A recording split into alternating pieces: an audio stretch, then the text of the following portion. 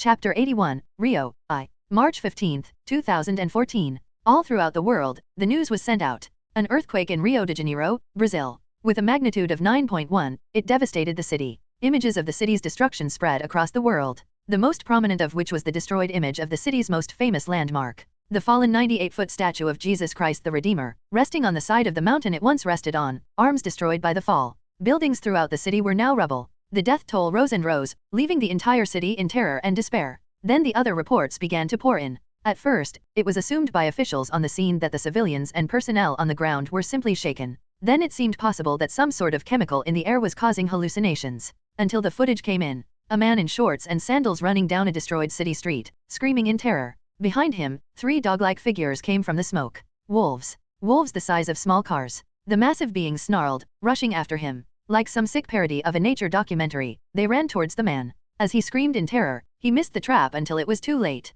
A 4th wolf leaped from a side alley, having lied in wait as its brethren chased their prey into its trap. He hopped onto the escaping man, teeth digging in to slash into the poor man's jugular. As he bled out on the concrete, the other wolves rushed in, blood flying. It was the first such incident. It was not the last. Earlier that day, Director Maria Hill of Bridge. In her new office in the rebuilt Triskelion, Maria Hill had been given several things. With the aid of Stark Industries, her office was even larger than before, with upgraded technology throughout. In the center of the room, a single massive diamond head crystal stood on a pedestal, the last surviving remnant of the crystal mountain that had stopped the 3 Insight helicarriers from taking off. With the help of some sonic cannons, the mountain had been broken up into pieces and carted off to be stored, studied, and used for later. But this piece, Dial had reshaped just for Maria, including a small surprise within. It had been a nice gift, especially with the light entering the windows and catching it in just the right way, causing light to bend into multiple directions. The director was wearing a blue dress for her office work, though her combat uniform was currently resting in a bag on her desk as a bunch of catums. Maria sat at her desk as Sam Wilson walked into the room. He was wearing a nice red button-up shirt with some buttons undone. The man known as Falcon walked up to Maria's desk with 2 bags in his hand. He passed one to Maria, who took it with a grateful smile. "Thanks, Sam. You have any trouble with security?" "Nah." He took a seat, opening his own bag. "I did get surprised when someone asked me to sign an autograph." Maria blinked. "Wait, really?" "Yep." Sam took out a burger from his bag, opening it up. "I think the guy was new or something." "Well, we did have to hire a lot of people. It's been slow since we want to be careful about who we pick, but there's been a bunch of new blood." "Huh." Sam took a bite out of his burger. "Sounds like things are going well." "Sort of." Maria opened her own burger and sighed happily at the smell of fast food. She hadn't eaten in a while, more focused on finishing her paperwork until Sam called in to ask her if she wanted lunch. "I've been getting calls from Russia that are a bit worrying. Hydra is still missing somehow, Hank Pym refuses to talk to us, and the US government is starting to worry me. Thankfully, Wakanda has been very helpful. Apparently, they managed to recover a portion of their vibranium and want to talk to us about a deal." "Sounds cool." Sam grabbed a couple of fries out of his bag. "How about you? You okay?" "I'm all right." Maria shrugged. "It's weird. Things are both easier and harder than my last job. I delegate a lot, so that's easier, and Tony's team hooked us up with a lot of tech to help us. But we have a lot of catch-up to do. Regaining the public's trust after Hydra, deciding what to do with all the new superhumans and animals we've found. So yeah, I'm good. Just still adjusting." "You?" "I'm good." Sam took a bite of his food, enjoying his burger. After a long silence, he looked up at Maria, who was giving him an odd smile. "What? You're good?" "Yeah, I'm good. What's wrong with that?" "Sam, is that really all that is going in your life? You're good." He stared at her for a moment before sighing. "I mean, yeah, mostly. Been having some issues with the team." "What kind of issues?" Sam took a bite of his sandwich to think. "Dial and Bucky, mostly. And for different reasons." When Maria simply waved for him to continue, he began to explain. "They aren't great at following orders, but for different reasons. With Bucky, I think it's because of both his background and the fact he just doesn't respect me. It's not like he ignores my orders at all. If they make sense to him, he'll listen.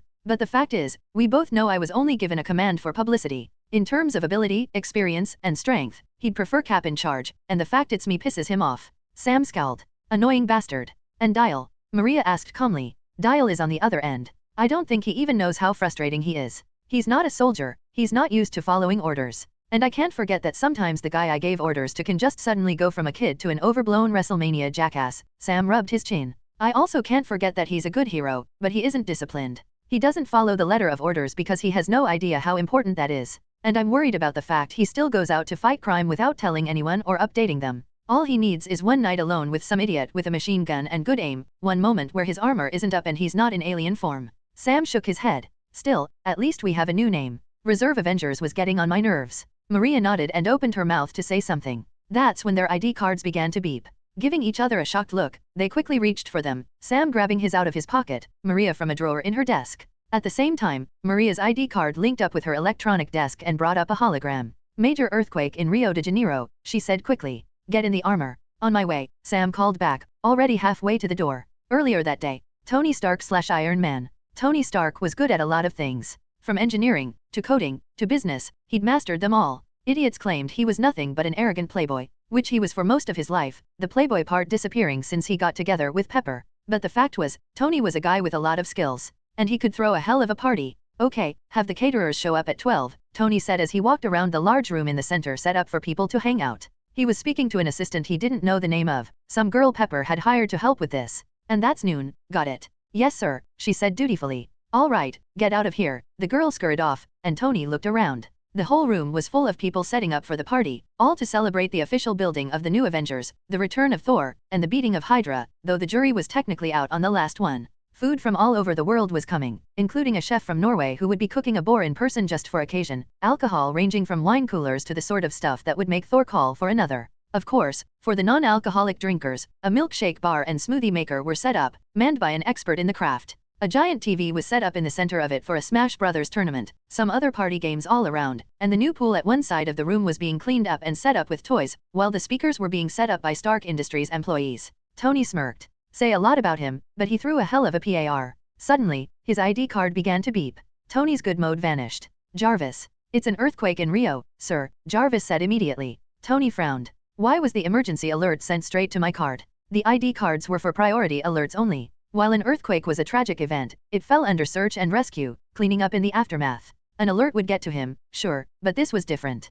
Priority meant something was ongoing. For search and rescue, Tony would bring in a suit made just for finding signs of people and clearing rubble. For priority, he'd bring his heavy artillery, the sort of stuff he'd made to combat Thor if need be. There are reports of ongoing attacks in Rio, Jarvis explained as Tony walked towards the balcony. Rumors of monsters. Then send me Excalibur. Tony opened the doors of the balcony and stepped out. Sir, I must remind that safety protocol is to wait until the armor arrives before stepping into it dash. But that isn't any fun, Tony snarked, going to the railing and hopping over it without a thought. Of course, sir. Why be safe when you can be fun? Jarvis said with blithering, yet somehow warm, sarcasm. As Tony dropped and a red missile flew to intercept him, Tony let out a whoop of joy, moments after the alert was sent. Chapter 82, Rio, 2. Wanda Maximoff/Scarlet Witch. In the middle of a secret bridge facility, Wanda was woken up by her ID card, which rested on her dresser. Hesitantly, she tapped the card, trying to remember what she had been told about it. Agent Koenig appeared, the overweight man in crystal clear imagery. His usual friendly smile was replaced by worry. Wanda, we have a priority alert? All hands on deck. Wanda's eyes widened, and she quickly got out of her bed, quickly looking around the small room that had been provided to her. The walls and floor were painted a warm red color, and she had been provided some simple furniture. Not a cell, but not quite a home yet. What is it? I thought we weren't supposed to be on call for another 3 months. Something is happening in Rio, Koenig said. From the way he was moving, she could tell he was running. Avengers, bridge, we're all headed in. I'll be ready. Wanda's fist clenched as she walked towards her closet. Thank you, Eric. It's Billy, actually. See you soon. Wanda pulled open the doors of her closet and gazed at her clothes. It took only a moment to change. Soon she was wearing the suit that had been provided to her, an all-red and lightly armored uniform. The uniform covered her chest with a hardened and flexible piece of armor, with a pair of red gauntlets and some boots, all in the dark red color she favored. It came with a hooded cloak made to protect her from knife blows while also keeping her warm. As soon as she stepped out her room, Pietro was there, leaning against a wall nearby. Like his sister, he was wearing armor, though he had gone for a white color scheme. His green shoes were specially designed to stand up to the speeds her brother could get up to, made of some sort of tough material. I thought they wanted to have us wait. Pietro asked as he moved from the wall to walk along with his sister. Koenig said it was a priority, she answered back. Well, I'm happy, he smirked. We finally get to do something. His smirk became a grin. We've done nothing but train for weeks. I already know how to use my powers. Wanda kept from sighing. Pietro was intelligent. He was also very impatient and reckless. To be cliché, he often ran in before he could think. Most of his training had been focused on using his speed smartly. Not just to run around but to also make use of the fact that the world would seem like it was in slow motion to him, to make decisions in between heartbeats. Wanda had noticed he was using that skill without thinking about it at times. Rather than rushing around, he would instead be tasked to make use of his sped-up thoughts, think carefully, then strike. Do you think Dial will be there? As fast track? Pietro tried to ask casually. Wanda sighed in annoyance. Pietro, he's busy. He's not going to race you. The young speedster didn't say anything, but Wanda could feel his annoyance as clear as day. Pietro and Wanda entered the main conference room of the facility at the same time, the door to it sliding open with a hissing noise. Victoria Hand, Bill Foster, and Agent, Eric, Billy, Sam. Koenig stood in the center of the room, watching a hologram floating in the center. Wanda and Pietro moved to lean against the wall. The bridge personnel looked over at them. Nothing was said, though Bill and Koenig gave the pair a nod. "Where is Ava?" Wanda asked. She could feel her. The strange energy that permeated through the young woman, as though she was constantly getting and losing immense power. Wanda never knew how to feel about that. But she knew Ava was in the room. Something shifted in the universe. In a step, Ava moved into reality. Her helmet was in her arms, her white costume gleaming in the lights. The brown-eyed woman gave Wanda a nod, which she returned. Ava Starr. The only member of the team that was a true trained killer. Paradoxically also the only one that wasn't technically a criminal. Wanda could only think that she was on the team for one reason. If one of them went rogue, Wanda couldn't help but feel that a fist phased through their heart would be the last thing they would ever see. Ava was unsettling like that. The door on the other side of the room opened, 4 people walking in. The grapplers with Davida in the lead. She wore simple clothing on top of a dark red carapace of armor over her chest. Marion walked in after her, wearing workout clothing, then Helen in a dark blue leotard with a headband holding back her blonde hair, and tiny Mimi in her white and blue armor bringing up the rear. "Sup," the wrestler said, cocking her hip. Without even thinking, Wanda found herself stepping up behind Davida, Pietro, and Ava following. From the looks on their faces, they were just as surprised as her at the action. She gave them a smile, then looked back at Victoria. "All right, boss. What cha got?" "Trouble," Victoria frowned at the group, the pink-striped woman sighing. "Dr. Foster." "Right." The good doctor stepped forward, shifting the hologram around. "A 9.4 magnitude earthquake struck Rio de Janeiro today, less than an hour ago. Usually, this would be a search and rescue mission.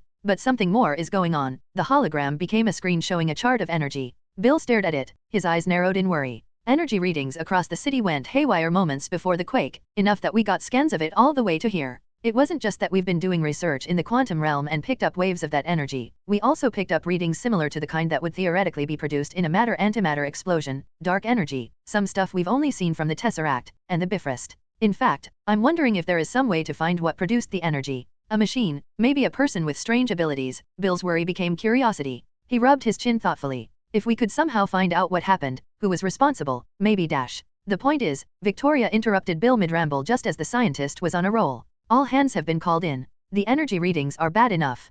Combined with these, she waved a hand to dismiss the energy charts and bring up 3 images. One of a pack of massive wolves roaming a city street, a swamp out of a primeval landscape in the middle of a building, a man with strange casual clothing right out of science fiction shouting angrily as he was dragged away by Brazilian soldiers. Reports are coming in of strange occurrences throughout the city. Bridge is going to save people not only from the effects of the earthquake itself, but also from whatever is happening down there. Virginia Hand stepped over to look at the group. The initiative wasn't supposed to be active for another 3 weeks. "We're sending you now. Get to the chopper." Immediately, all solemnity in the room faded away. Davida coughed, hiding a smile, Agent Koenig grinned, and Wanda felt a tug at her own lips. Hand blinked, confused, then scowled. "Oh, right. That inane action movie." "Inane action movie?" Helen asked, shocked. "Do you just have no joy in your life?" "Just, go," Victoria sighed, looking pained. Jennifer Walters/She-Hulk. Jennifer was working at the office when her ID card began to beep from within her purse. She looked up from where she had been working at her desk, staring uncomprehending at the ID card for just a moment.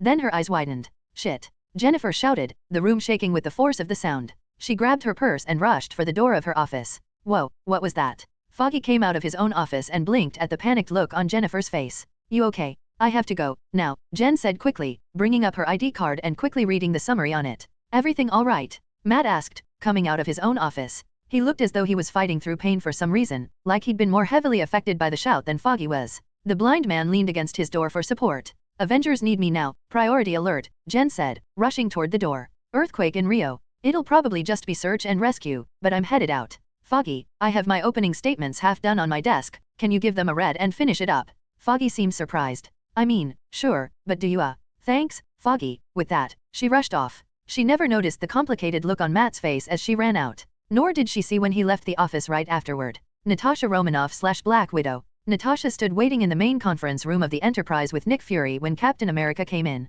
The patriotic superhuman gave her a nod. Like her, he was wearing his full costume, helmet removed. "We get any more information?" he asked immediately. Fury shook his head. "Some weird energy readings from our research guys, but Maria said there weren't any real ideas of what or why. Some old friends of mine in Brazil sent us videos though. Reports of monsters and strange things happening on the ground." Natasha paced slowly, her hair bouncing with each step. So we have no idea what we're in for. Some idea, Fury said. Giant wolves, for one. And apparently, people with strange clothes coming out of nowhere, clothes from different periods in history, only to disappear. Doesn't matter, Steve said, shaking his head of questions. We would have gone in to save people either way. Knowing that there is some unknown threat going on just makes us going in full force justified. Maria is bringing in the initiative, Natasha noted. She gave Steve a sardonic smile. Yeah, that's how I felt. They're unstable, he said, shaking his head.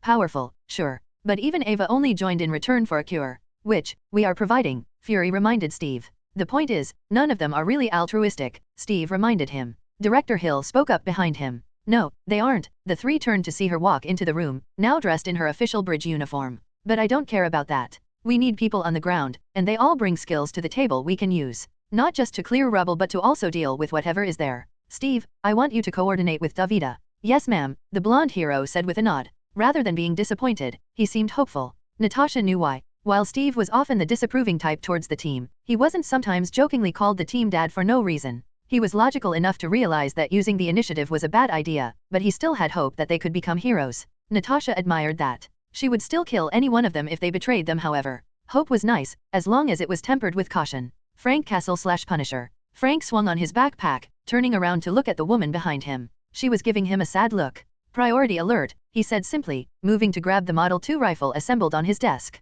All hands on deck. The woman with long dark hair nodded, her dress flowing as she stepped forward. Frank didn't move when she hugged him. I'm sorry, Maria, he said softly. Don't be, she said back just as softly. It's better. I have you back. Every day. It's not perfect, but I'd rather have you run off a lot than see you disappear for weeks on end again. He didn't respond. He just gently wrapped his arms around her, careful to keep his gun from touching her. I'll be back. Isabel Hartley/Warrior. Isabel, one of most skilled soldiers on the earth, rose from her bed when the sound of her ID card beeping woke her up. Soon, she realized that in fact, 2 different ID cards were making that beeping noise. She blinked, pushing the massive back she was spooning. Hey, get up now.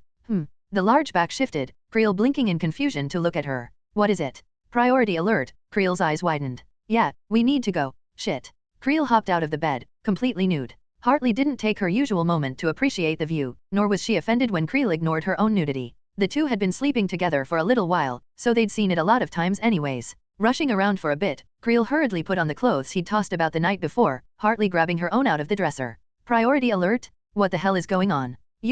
Hartley tossed Creel's ID card to him, then tapped her own open. Earthquake, and weird stuff. All we know so far. Enlightening, Creel grumbled, putting his ID card away. Next time we do this, it's in my apartment. Guess that was the last time then, Hartley teased, giving him a grin. So I was right, I was just a booty call, he replied. Never said otherwise, Hartley smirked at him. Creel returned it, then the pair rushed out of the door. Mahmoud Sheikh/Dial. As soon as I left my apartment, I was met with Creel and Hartley. I gave the pair a nod. Creel was wearing his usual suit of a pair of sweatpants and a tight muscle t-shirt, while Hartley was already wearing her full armor sans helmet. The two nodded back, and we quickly ran through the halls. Any details? I asked quickly, moving around the corner. Dial. Nothing besides earthquake and weird, Hartley replied, ignoring the sound of shifting metal as my armor snapped into place around me. Which isn't much, Creel said. Weird is sort of a wasted word now. I agree with the weird guy, I joked, Hartley chuckling at that. Me? You turn into a dog every 5 seconds. Wildmutt is more of a cat, actually, I said, thinking of a Ben 10 episode where Wildmutt had been freaked out by dogs. We ran down the hall and entered the newest room of the Avengers Tower. Well, I say room, but it was really more of a hangar. Inside, the Defiant was resting. Her wings and belly had been opened up, a strange greenish-blue engine glowing within. I was still working on her upgrades, turning her from a modified Quinjet to something far more advanced. We'd have to go for something else to get to the Enterprise. Maneuver 7. I suggested as we ran towards the open space leading out to New York City. Let's do it. Creel shouted, tapping his bracer and changing into the clear color of aerogel. I manipulated the Omnitrix and brought up Astrodactyl. Ready. Woo-oh. Hartley cheered as she leaped off of the building at the same time as Creel. In a flash of green light, my brown skin became orange scales. I gripped both Creel's shoulders while he grabbed onto Hartley, and the three of us took off. As we did, I blinked. Squawk. Creel, did you forget to change last night? You smell like crap, man. For some reason, Hartley started to guffaw, shoulders shaking as Creel held onto her. His clear face twisted in embarrassment. Didn't have time to get new clothes. Had to wear these. Gross, Hartley said. When Creel gave her a betrayed look she only laughed a bit more. Hey. Iron Man came out of nowhere, diving in to join us. Morning guys. Tony? Squawk, you hear anything about this? I asked. At the Enterprise, he replied. Come on. With that, the four of us rocketed forward. It took a bit of flying to get to it, but when we did I found myself smiling. The Enterprise had changed massively. Its repulsor engines now glowed green, and its tarmac had been replaced with a giant shield of solid steel, made to let the ship survive everything from enemy attack to a vacuum. It looked less like a flying aircraft carrier and more like a spaceship these days. Still had those giant guns though, and they turned to aim at us as we came close. "Unknown flyers, please identify yourselves," a guy from the ship said. "Tony Stark, Iron Man, coming in for rendezvous." Mahmoud shaked. "Dial, coming in for rendezvous with 2 passengers, Carl Creel, Alloy, and Isabel Hartley, Warrior." Squawk. "Identities confirmed. Welcome aboard, gentlemen." A hatch on top of the ship opened up, letting us drop in to join the ship. A bit later, we were all gathered on the Enterprise. The ship was on its way at high speed toward Rio, and our group of agents, former villains, heroes, monsters, and a single Asgardian had finally been pulled together. Creel and I were talking aimlessly like the others, everyone having gathered in small groups. Jennifer came up to us with a question, which Creel answered, leaving me to look around. There sure were a lot of us. Combined, there must have been more than 30 people gathered together. Director Hill stepped into the room, and we all focused on her. She moved up to stand in front of Fury, the older soldier graciously letting her take his spot. Earlier today, a powerful earthquake suddenly hit Rio, and only Rio. The shock waves were felt only within the city. Combined with strange energy readings and reports of monsters, people, and objects appearing out of nowhere, this has become a full priority alert. This is the last chance to pull out, for all of you. Maria looked around at us, her eyes becoming very serious. This isn't just a fight. This is search and rescue. Sometimes we're too late for the second one. First responders are currently pulling bodies from the rubble. If you do come along, then know that even if we save everyone still alive, half our job will be finding bodies. I swallowed. God, I hadn't even thought of that. I stared at the Omnitrix, tapping at it. For all my messing with it on my off time, the watch still hadn't given me Alien X or Clockwork. With either of them, I could have reversed time, brought the city to its original state. From there, evacuate the city, let the earthquake happen, and clean up the mess afterward. As it was, all I could do was save as much as I could with the others. My fist tightened and my other hand wrapped around the Omnitrix. Someone nudged me. I turned to see Jen and Creel giving me worried looks. "You okay?" Jen asked. "Yeah," I said. "You sure?" Creel asked. "You know if you can't do this dash." I scowled. "I can do this. Even if I can't, I've got too much power not to go out there and help people. It doesn't matter how I feel. I've got a duty." Creel stared at me, Jen cocking her head. I felt irritated at them. I was young, sure. I hadn't seen as much as death and destruction as the others. But I wasn't going to back out of helping those people. In the end, I just didn't matter. The Omnitrix did. For all my training, my armor, everything, the most important thing about me was that Paradox had slapped the Omnitrix on me. I knew it best, and I could use it to its full potential. That meant I was going. Maria had continued speaking. "All right, we're splitting people into teams." Fury. "Got it." The older soldier stepped forward, apparently not caring that he had been delegated to by his former subordinate. "We're splitting the teams based on what they can do most efficiently. We don't give a shit about the monsters in the city. Civilians are what matter. Go in there, save who you can, and retrieve the dead if able. Anything else, leave it for our heavy units." Our ID cards beeped. "Those would be your assignments. Tony, can we depend on the ace to help us coordinate? You want me to add in the newbies?" Tony asked, his Iron Man helmet flipped up. Fury looked at Maria, who nodded, then turned back to Tony. "Bring them in." Tony grinned. "Good. The girls have been pretty bored lately." "Dismissed," Maria said, not waiting for another Tony moment. As we all dispersed, I looked down at my ID card. Then I scowled. God damn it. On my ID card was the list of my team. Dial, Alloy, and Scarlet Witch. I was fine with that. Hell, we even had a Ben, Kevin, and Gwen thing I liked going on. It was the last person that pissed me off though. Ghost. Who had hated me from the second we'd met. "Fuck." Ava shouted. I turned to look at her, already half growling. We glared at each other from across the room. Welp, if we had to team with each other, at least we had a disaster to distract us from fighting. God, what a horrible thought. Chapter 83, Rio. 3. In Rio de Janeiro, chaos reigned. When the earthquake hit, no one was expecting it. Rio wasn't Japan or California, it wasn't a place where earthquakes happened. And not just an earthquake, but one of the biggest to ever hit, with readings from different parts of the world ranging between 9.1 to 9.6 on the Richter scale. The devastation caused a death toll in the thousands, with more buried in the rubble. But the aftermath was even worse. In normal cases, the dangers of the earthquake would have been followed by aftershocks, possibly looting and violence as resources were fought over. Instead, monsters appeared in the street, men in strange clothes with advanced weapons attacked people, and wild animals from prehistory or science fiction attacked in droves.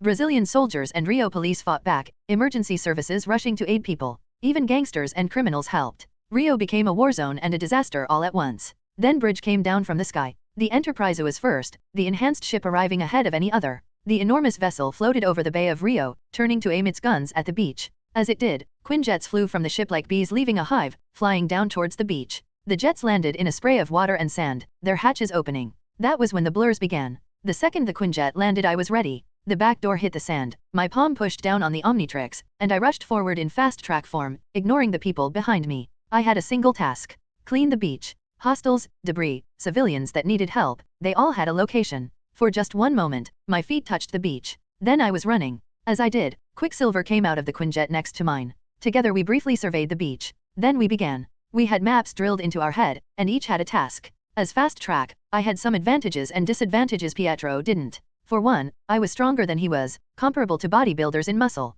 But I couldn't quite stop and turn on a dime as easily as he could. Pietro also was faster than I was in getting to his top speed, while I needed a bit of build-up, and he had more finesse overall. So we each had our tasks, and we got to them. In seconds, I grabbed sections of building that had fallen on the beach and ran them to the sides, creating makeshift barriers along the beach. Pietro grabbed civilians and moved them out of the way or brought them to where the tents would be made. People were just taking foot out of the Quinjets when we'd finished that. I ran back into a Quinjet and bit back a curse when I bounced off a wall of the jet at my speed, then ignored that in favor of grabbing a pair of bags. Rushing out, I tossed them to Pietro. The speedster grabbed them out of the air and opened them up, revealing tent poles and white tarp. Rushing around, he quickly set up the tent until the glowing red symbol of a cross appeared. I rushed in and set up beds as fast as I could while he made another tent. More and more people slowly joined us, while the two of us worked at high speed to get everything together. In slow motion, the heavy hitters landed on the beach. Davida, Marion, Hulk, Thor, Helen, Jen, and Creel. The muscular heroes cleared the rubble I hadn't been able to, and started setting up barriers, grabbing the metal ones we'd brought on the Quinjets and stabbing the ground.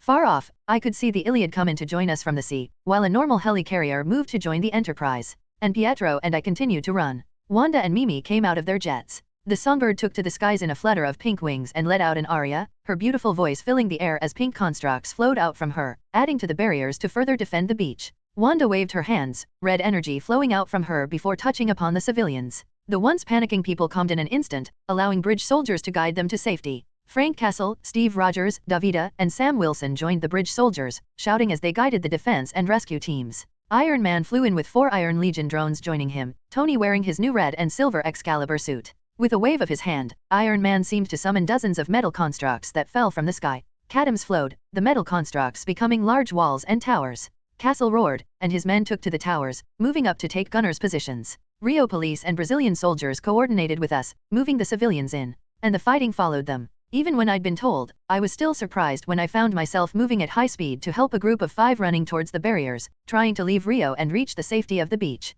They were running away from a bear. Like, a legit, American grizzly. I didn't have time to think about the ridiculousness of a grizzly bear in the middle of Rio de Janeiro. I moved around the screaming civilians and reeled back to punch the bear in the face. The bear, who had been running full tilt, slammed into my fist and was sent to the ground. I ignored the bear to quickly grab 2 of the civilians and run to the beach, then back once more for the other 3. By the time I'd finished, the gunners in the tower had poured a few ICER bullets into the grizzly, knocking it out. Have we figured out why the hellbears are showing up in Rio? I asked as soon as I came to a stop. We're still working on that. Dial, Falcon said back over my headset. Bill and Fitz are doing some research. Our only job is to help people. Focus on that and let the scientists do their thing. The beachhead has been created. Get ready for stage 2. Okay, let me just run around and grab some more people from the dash. Dial, Falcon cut me off. I know you want to help more people, but running around randomly is going to waste time and your Omnitrix energy. Come back, let the Omnitrix recharge, let Fitz send out the searchers, then we move out. I stopped, my lightning-fast brain working.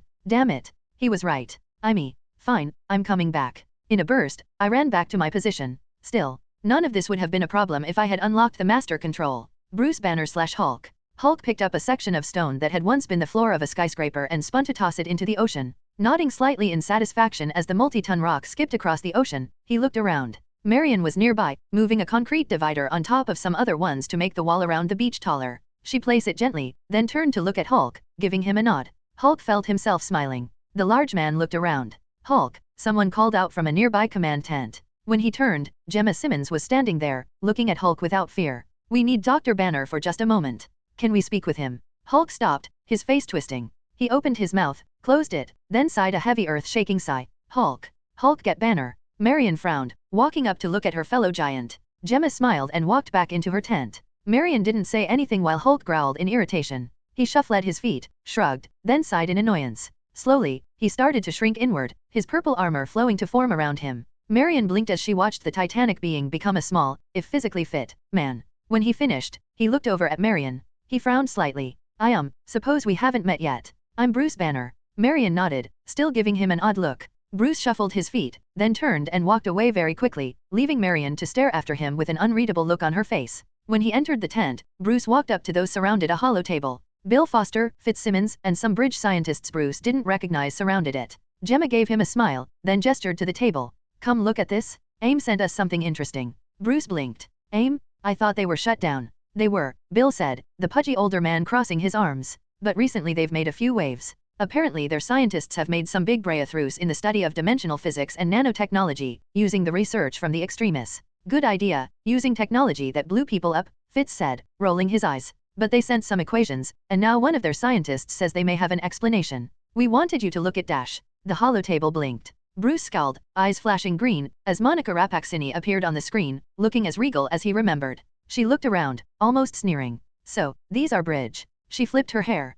No wonder you need AIM's help. Monica, Bruce said, crossing his arms and shoving forward to face her. She looked at him, then smiled. Oh, Bruce. How are you? Better. He narrowed his eyes. Still stealing ideas from your boyfriends. Gemma gasped in the background while Monica chuckled. Bruce, are you still making those accusations? It's beneath you to be so petty just because we had similar ideas. Bruce leaned down, eyeing the holographic image of Monica. Within him, he felt a green monster press. For just a moment, Bruce worried that he was about to transform. Instead, Hulk simply pressed against him. It took a moment for Bruce to realize the green monster was simply watching, a wall to lean on. Strength to be used. You stole my thesis. I don't care if that holds up in court. I know it. You know it. Monica scoffed. She flipped her hair once more. Well, if you're done with this foolishness, we do have work to do. AIM has some ideas on the terrible tragedy that recently struck Rio. On studying the energy signatures that were resonating at the time of the earthquake, we realized they were, well, see for yourself. She nodded to someone off-screen. A series of equations were sent over, popping up on the hollow table.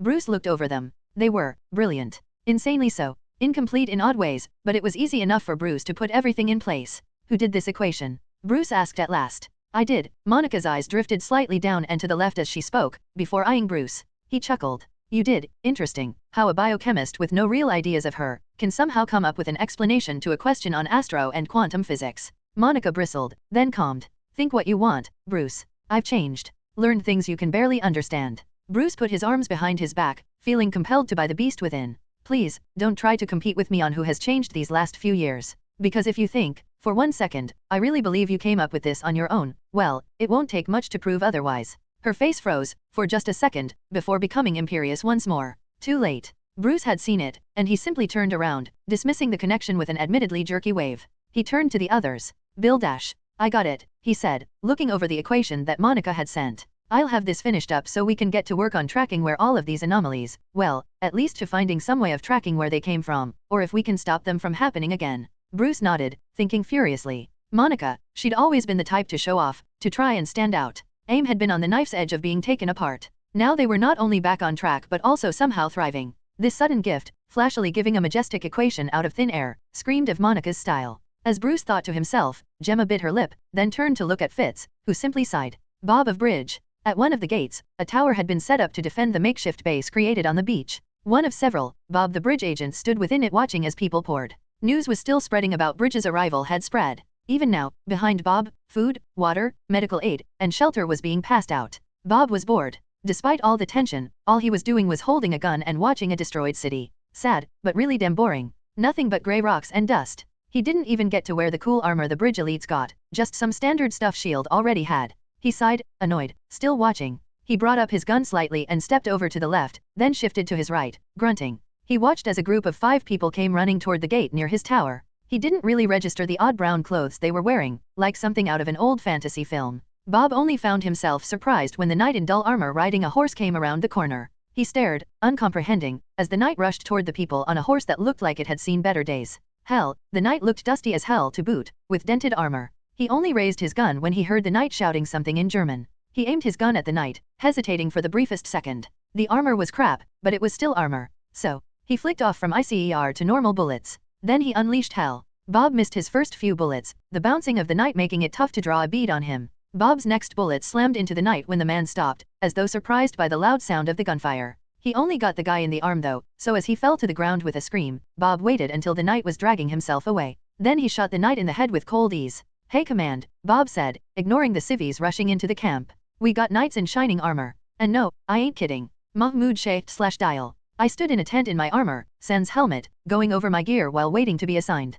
Creel was off on his own, while Ghost hadn't told me where she was going, leaving me alone with Wanda. It was sort of awkward, just waiting with her. She'd surprised me in a lot of ways. For one, she wasn't as regal as I'd expected. She carried herself like my aunt actually. My aunt had been living in Afghanistan for most of her life, had seen war and strife every day before she came to live in America. Wanda looked around the way she did, eyes panning, hands moments from rising up. She was leaning against a table, watching silently as I worked on my gun. So I said hesitantly. How've you been?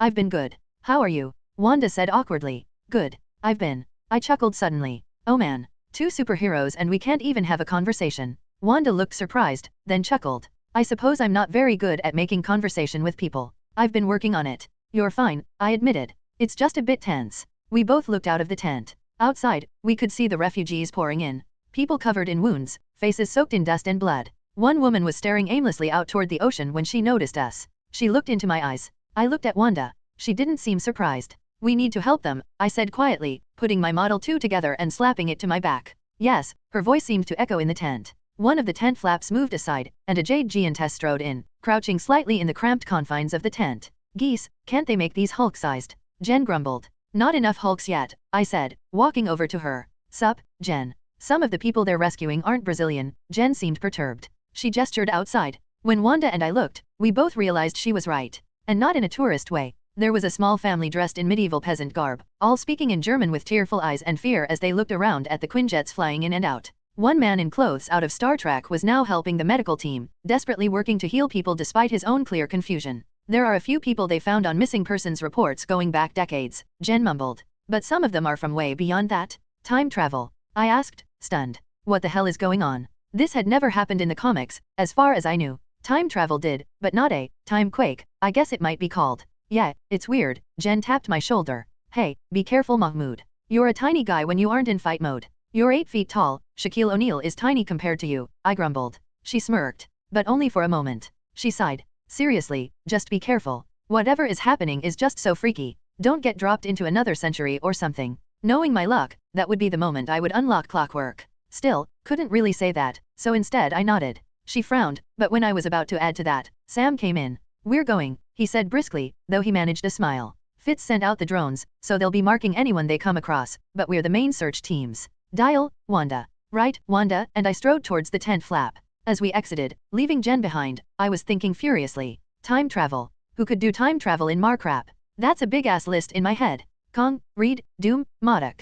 Time travel was so common as a sci-fi feature that everyone had encountered it, even the mystical heroes like Doc Strange and Blade. But this was a question of scale, I thought to myself as Wanda and I walked past a group of refugees being wheeled onto a Quinjet. Who had the power to do this? For just one moment, a purple-faced death lover popped into mind. I dismissed him. Tony and I had already discussed Thanos, come up with some designs for armor to take him. But this wasn't him. It was too random, if that made sense, or maybe the better word was unfocused. Just Rio, instead of half the planet. And if he had the gauntlet and was collecting the stones, why do anything to Rio? Still had to work on finding the damn things, but at least this wasn't him. Hey, Wanda pulled at my arm. I looked up, realizing I'd been so deep in thought I'd almost walked past Creel and Ava. Ava scowled at me, but gave me a nod, while Creel grinned. We turned towards the city beyond, and the 4 of us began to walk out there while I tapped the Omnitrix. Orange fur rippled over my body, and I went from bipped to quadrupt with a snarl, taking a deep whiff of the air. Above, I could hear the familiar whines of Iron Man, War Machine, and Falcon taking flight, along with the unusual ozone smell of Thor's flight.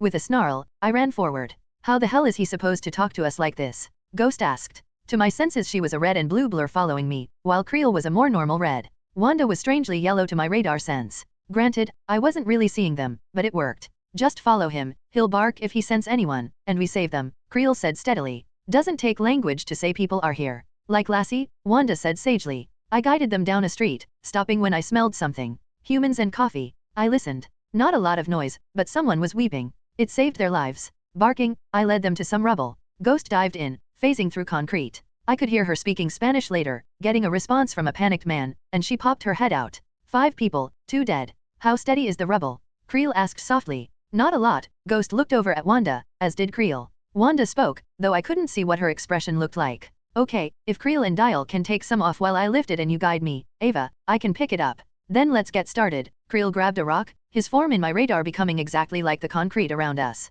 These are just the first. I grabbed a block, lifted it, and tossed it aside, starting the rescue. We dug down, Ghost telling us to stop or continue where the rubble was steadiest. Creel and I tossed the stones while Wanda surrounded them in big red bubbles, bringing them up in bunches. In a couple minutes, we found our people, a young man with an elderly guy and teenage girl buried with 2 dead. Fuck. I couldn't even recognize them. I sighed, a low growly sound, as Ghost spoke to the group in Portuguese. Despite my wild mutt form, the Omnitrix still translated for me. Head that way, Ghost said as gently as she could. There's help.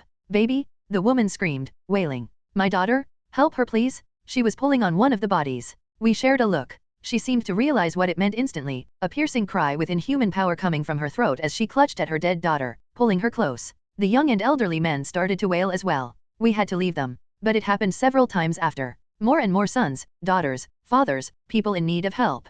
Kids. Digging through to save people. Fitz's drones helped. Little golden lights, they flew around the city, tracking down people. But, they weren't super advanced. They knew alive and dead, but they didn't know how to perform triage, to figure out who was in need of the most help. So at times we'd dig someone out with minor scratches, then someone with more grievous wounds who had died while we tried to save them. Sometimes we got everyone. But after 3 hours, I was becoming numb to the bodies we found. I found myself ashamed at the thought, but I was also getting annoyed at how disgusting they were, covered in blood and their own waste. It was a thought I admonished myself for. At some point it almost became sickeningly routine. I'd track someone living, Ghost dove in, Creel, Wanda, and I would dig them out, we'd send them to the beach, then we'd move on. Stone of gray and red colors, metal, glass, sometimes someone's table or dresser, constantly lifting and moving the weight out of the way. It was rewarding, saving people. Reaching a claw down to pull a child out of the rubble and see them join their family with happy cries. The looks on their faces as EMTs revived people, Wanda smiling joyously. But the pain when someone realized their loved one was gone, the feel of blood on my claws from someone I couldn't save, Ghost wiping filth off her outfit from where she'd had to pull a corpse out of the way. I'm not sure it's possible to describe the horror and joy in rescuing people. The brave ones made it worth it. There was a group we digged out of a bar. When the building fell, it had left everyone trapped, the ceiling about to fall. Left with nothing but death coming, the bartender had done the insane. He'd caught it, capturing a roof on his shoulders in the middle of an earthquake. And so did 3 others. With our flight, setting up base, then actually traveling out to find them, it took us 5 hours to get there. They held it for 20 minutes. Then they switched. 5 hours where the Brazilian men and women inside that bar had switched off holding the ceiling, desperately straining with impossible weight. They had held until we got there, keeping each other alive. Incredible. Just one story among many. And still, we kept digging. Over and over, until my paws were getting rubbed raw, only my tough fur and skin keeping me from getting cut by glass or sharp metal. Finally the Omnitrix began to beep. I tossed aside a cinder block I'd been holding and growled low in my throat before the watch timed out, leaving me in human form. I need a break, I said to the others. Same, Wanda said throatily. She hadn't done any physical stuff, but her powers had been in use all day. Ghost was similarly exhausted. I couldn't see her face since, mask, but she looked more flickery than usual. Creel just sat down on a metal beam and shifted to human form. I sat next to him, the two of us sharing a look of exhaustion. All the ones we'd saved. And the ones we hadn't. So much more to do as well. What had done all of this? Up in the sky, Fitz's gold drones flew past. One came down to us, scanned us briefly, then moved on, presumably realizing we were bridge. With a blue sky above, we rested for just one moment. X the AI flew in from the sky, piloting 2 drones. Jarvis, his friend and ally, joined him with 2 of his own. The 2 AI had been practicing together for some time, the older guiding the younger in how to use the Iron Legion drones. It was tougher than it seemed, constantly controlling every aspect of the robots, but X found himself enjoying it. X and Jarvis flew down towards a figure similar in shape to themselves, if more ornate and colored red and silver rather than the white and blue of themselves. As they joined the figure, yet another flew up to join him, then another and another. Soon, they surrounded the floating figure. Sky, Rhodey, Sam, Iron Man said, greeting 3 of the figures. His armor was the latest model, the first to date to take full advantage of Codone technology and the various advancements Tony and Mahmoud had begun to create. He turned to look at the 4 figures of X and Jarvis, then cocked his head, face hidden by a silver mask. Which of you is which? I am X, 2 of the robots he was piloting said, the lights on him glowing blue. And I'm Jarvis, sir. The other drones glowed orange as they spoke. That is so cool and freaky. Sky opened her face mask as though to take a better look. Her suit had gone through some changes, now colored a dark silver with some red highlights. She floated slightly unsteadily, not as graceful as the others. X found that interesting actually. While the suits were based of the same design, all of them were floating very differently, as though their personalities informed their use of the suit. Sky raised a hand and hologram floated out of the emitter in her palm. Okay, I have all the info I could get. Fitz's babies are working with them, but I thought we should all have it too. Where did you get all this, anyway? Tony asked curiously. I've been hacking every phone and camera that was on in the city during the earthquake, Sky answered easily. I'm using it to dash. Wait, Sam said as he floated next to Rhodey. You hacked a city's worth of phones and cameras. Sky shrugged. Well, I've got Alien and Stark Tech helping me. Not exactly running on my laptop anymore. Rhodey let out a heavy sigh. Just, don't do it again please, except in cases like this. Information flooded into their systems, comparing the footage and signals from cell phones with lightning speed to begin tracking people. Sky, nice work, Tony said simply. Also, Jarvis is still going to make sure to delete my internet history, so don't even try. Head out guys. We got lives to save. Everyone nodded, all humor gone. In an instant, all of them spun off to their sectors. X guided each of his drones to one location each and started scanning for life signs immediately. Frank Castle/Punisher. As one of the teams involved in the rescue effort, Frank was following the instructions given to him over the radio to find everyone. As of then, he was investigating the destruction of one of the drones being used to coordinate the effort. The last image it had seen had apparently been a poster from one of those fantasy games, some big red guy waving a sword, so it was his job to find out what happened. He walked with a group of 5, the soldiers moving through the city at a quick pace, not quite running. They just moved over a tall set of rocks when a woman came screaming around the corner. Dark-skinned and wearing half-ripped clothing, she almost got shot in the heart for running towards them. Frank watched as she ran towards one of the men, screaming out in Portuguese. What's she saying? He asked one of his guys, a young soldier by the name of Sam Lee, his team's translator. The young bridge officer frowned. Something about demons? Attacking people and... He hesitated. Sacrificing them? Frank scowled. This job is so fucking weird. Let's go. Sam, take her to the beach, the rest of you, on me. The barking orders were immediately followed, Sam guiding her away as the others went towards the section the woman had come from. The same section where the drone had fallen. Frank took a corner into a street, ducking behind rubble and eyeing the section from his cover. That was when he realized the drone hadn't taken an image from a poster. It had taken a photo of its attacker. Or one of them. Giant monsters like misshapen humans, 8 of them, roamed the street, dragging crying people around. They spoke to each other in a guttural language Frank didn't recognize. He activated the remote Imagine from his HUD. Command, you seeing this? It was quiet for a moment before a bridge officer responded. Punisher, are those demons? Apparently, Frank responded, looking at his HUD to confirm their size. The smallest of them was listed as 7 feet. Their skin was varying hues of red, and despite their height, they all stood almost stooped over. They wore leather loincloths and little else, and carried massive swords, axes, and clubs that looked they had been made by the world's worst blacksmiths, with scratched and dull edges. Still covered in blood however. Aren't I supposed to be asking that? Our knowledge base isn't pulling anything up on them, the woman on the other end answered. But they're attacking civilians. Should we send the Avengers to assist? Anyone you can send will help, Punisher replied, lifting his rifle and flicking a switch on the side. In an instant, it went from semi to auto. He flicked another switch, changing it from a rifle to a shotgun. His armor shifted, shoulders becoming more protected, sections on his back and arms reinforced to take recoil better. But right now, Frank said softly as he watched one of the red beings pull a man from under a rock, laughing as he raised a sword. Frank indicated him on his HUD, highlighting him for his team as well. We need to fight. Rodriguez, that one. On it, the woman on his team raised her rifle and fired on the demon. Her first bullet slammed into the thing's arm, forcing it to scream and back away. Frank was surprised to realize the bullet wasn't producing a lot of blood, as though the demon had skin too tough to pierce through. Probably wasn't divine enough to really cause damage. But then, Frank hadn't been the type to put a lot of faith in religion. Rodriguez apparently wasn't either, because she started pouring bullets into the demon, ignoring the others spinning around with loud roars as they heard the sound of gunfire. The rest of Frank's team rose out of cover to join her, Frank pouring automatic shotgun fire into his demon, one with a shaved head and ponytail. The thing roared again when Frank's bullet slammed into its chest, and did nothing but make the thing pissed. Seriously, nothing on earth should ever treat the massive shotgun bullets he was pouring into the thing like annoying pinpricks. Fuck. Frank rose to his feet when the creature began to rush toward him, shouting. A blue bolt of fire flew past him, sending one of the demons flying. Woot! I love this gun, one of the men, probably the one who had fired the repulsor shot, shouted. Frank didn't have enough time to check on the soldier who'd fired. His opponent was closing in. Cursing, Frank snapped a hand up to block the sword slashing toward him.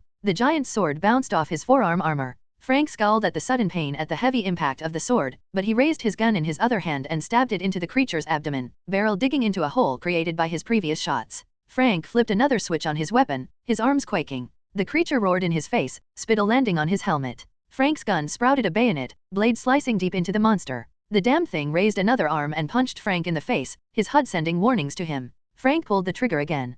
Point blank, auto shotgun fire poured into the demon. It screamed, this time in pain. Frank ignored the fact his HUD had been cracked by the monster's punch, the blood from a cut above his eye, instead pulling his bayonet out and stabbing it deeper again. Ryg. Frank let out an inhuman sound, one that dwarfed the monster's earlier roars, as he forced it to the ground. The monster had enough time to look up at him in shock and horror. Then Frank raised his gun high and stabbed it in the mouth. The monster gurgled, still alive. So Frank pulled the trigger again. By the time he ran out of bullets, the monster had lost the skin on its face, its tough bones left with deep scratches. Frank looked up. One of the demons had been killed by Rodriguez, while the one sent flying by a repulsor shot was getting up. That left 5, who were staring at him in horror. Then they seemed to rally, roaring in rage. Frank pulled his gun out of the corpse and aimed it at the bunch, shooting one carrying an axe in the face. The thing screeched, but seemed to ignore the bullets and blood, rushing him. Out of the sky, an armored figure landed on top of one of the demons. I am here to render assistance, the robotic figure said, wrestling with the demon. The robot and demon spun around each other, demon roaring, robot glowing blue. The demon ripped off an arm. The robot responded with a repulsor shot to the face that sent the demon to the ground. It fired again, slicing deep into the demon. Frank and his team joined in, shooting the hell out of those left. One demon managed to ignore the bullets long enough to leap onto one of Frank's team, axe first. It died, but not without slashing down with a massive blow, axe digging deep into the soldier's chest. He didn't even have time to scream as he died. Frank scowled when it was over, staring at his dead soldier. He'd never gotten the man's full name. James something. Then he looked around. What the fuck were these things? The one-armed robot came over. I believe those were some form extra-dimensional being. We may need to speak with Thor to see if he knows what exactly they are. Asking a god of thunder if he knew what demons were. Fuck. Frank scoffed with a bit of anger and frustration. Okay, if there are more of these things, we need to know how to kill them a hell of a lot faster. He looked at his dead soldier, then leaned down. As the others watched, soldiers and robot, Frank lifted the man into his arms, ignoring the blood pouring across the white skull on his chest as he carried the soldier away. He breathed deeply, the scent of blood and gunpowder in his nose, and very deliberately stepped on one of the demon's chest, boot digging deep into the skin. Under his cracked helmet, his eye stared out with dark intensity. Chapter 84, You Lick the Troll. X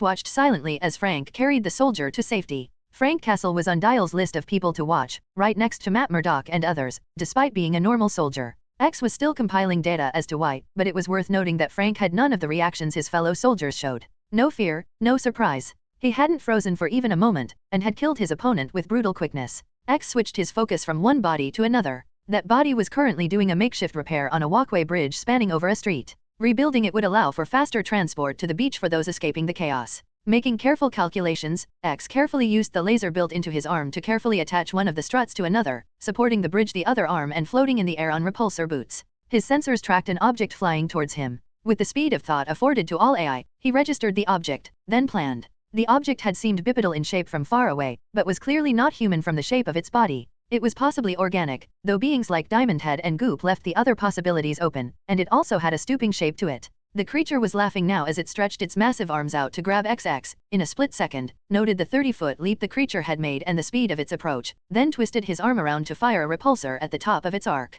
The blue beam splashed against the creature's face like water, doing nothing. Surprising, X had been hoping to force the creature off balance, but it was unharmed, not even diverted. Which meant it was going to impact this body soon. X moved quicker, sacrificing efficiency for speed. By the time the being had slammed into him, X had finished the bridge, or at least, did a rough repair job on it. Then the creature hit his body, fingers ripping through metal, and tore him apart in a smooth pull. X would have sighed in annoyance if he could have. While the drones were meant to be expendable, it was still a waste. Still torn in half, X let his legs fall to the floor while his top half used the repulsor in one hand to float and the other to shoot at the being over and over. The being gave him a surprised look as it fell to the ground, giving X his first clear look of the creature. It was hairy, very hairy, with a red beard and locks flowing down his back, even hair on his shoulders. The being was also big, only a head shorter than the Hulk, with massive muscles bunched beneath brown skin. He wore an armored vest that X recognized as being made of URU metal, with a large metal skull over the abdomen, and 2 large URU knuckles wrapped around his fists. The creature had 3 fingers and 2 toes, and analysis of the air told X he was giving off odd odors. The creature landed on the ground and leaped up again, finally destroying X's body, but by then he had already left it. Tony Stark/Iron Man. In another part of Rio, Tony and Thor were working together. Yep, that way, Tony said as he floated over the many people currently walking down the street. Ignore the big guy tossing the bus aside. Right on cue, a large blue metropolitan vehicle went flying overhead. Thor walked up with a wide grin, giving a nod to the amazed Brazilians and tourists as they walked past, then looked up at Tony with a frown. So much destruction. I've been in few places where death like this had happened, he said solemnly. Same, Tony said quietly, thinking of his time fighting in Afghanistan. Do we have any idea what was this cause of such devastation? Thor asked grandly. Not yet, Tony shook his head. Bruce and the geeks have some theories, but so far everyone is drawing a blank. Besides, first priority is saving the civvies, Tony shrugged. While his movement was nonchalant, he still shuddered. And beneath his mask, looking at all the people he hadn't been able to save, a thoughtful look came to his face. An alert came in 2 minutes later just as the last of the civilians headed off. Tony, Thor, Maria said through their comm units. We have an enhanced in the field, covered in URU metal. They stiffened, Thor straightening up a moment later. Asgardian? Thor asked. Not unless some of you only have 2 toes, Maria replied. Those who have lost them in battle, Thor admitted. Or bets. Where are they? Coming your way from the west. I'm sending in some support, but you're on your own for a bit. We will not need it, Thor snarled, the sound of a rhythmic booming sound heading toward him not phasing the thunder deity. Tony grinned savagely, moving to float next to Thor. Think it's one of yours? Someone responsible for all this? I am not sure, Stark, Thor spun Mjolnir in his fist. But we will have our answers either way, this I swear. The last boom was followed by a giant being landing before them. The second he saw it, Tony felt his smile fade. Shit. This thing was Hulk-sized. Abomination-sized. And hairy as hell, not to mention smelly. Oh crap. Tony blinked. Then he looked at Thor, who was staring at the creature with a nervous look in his eyes.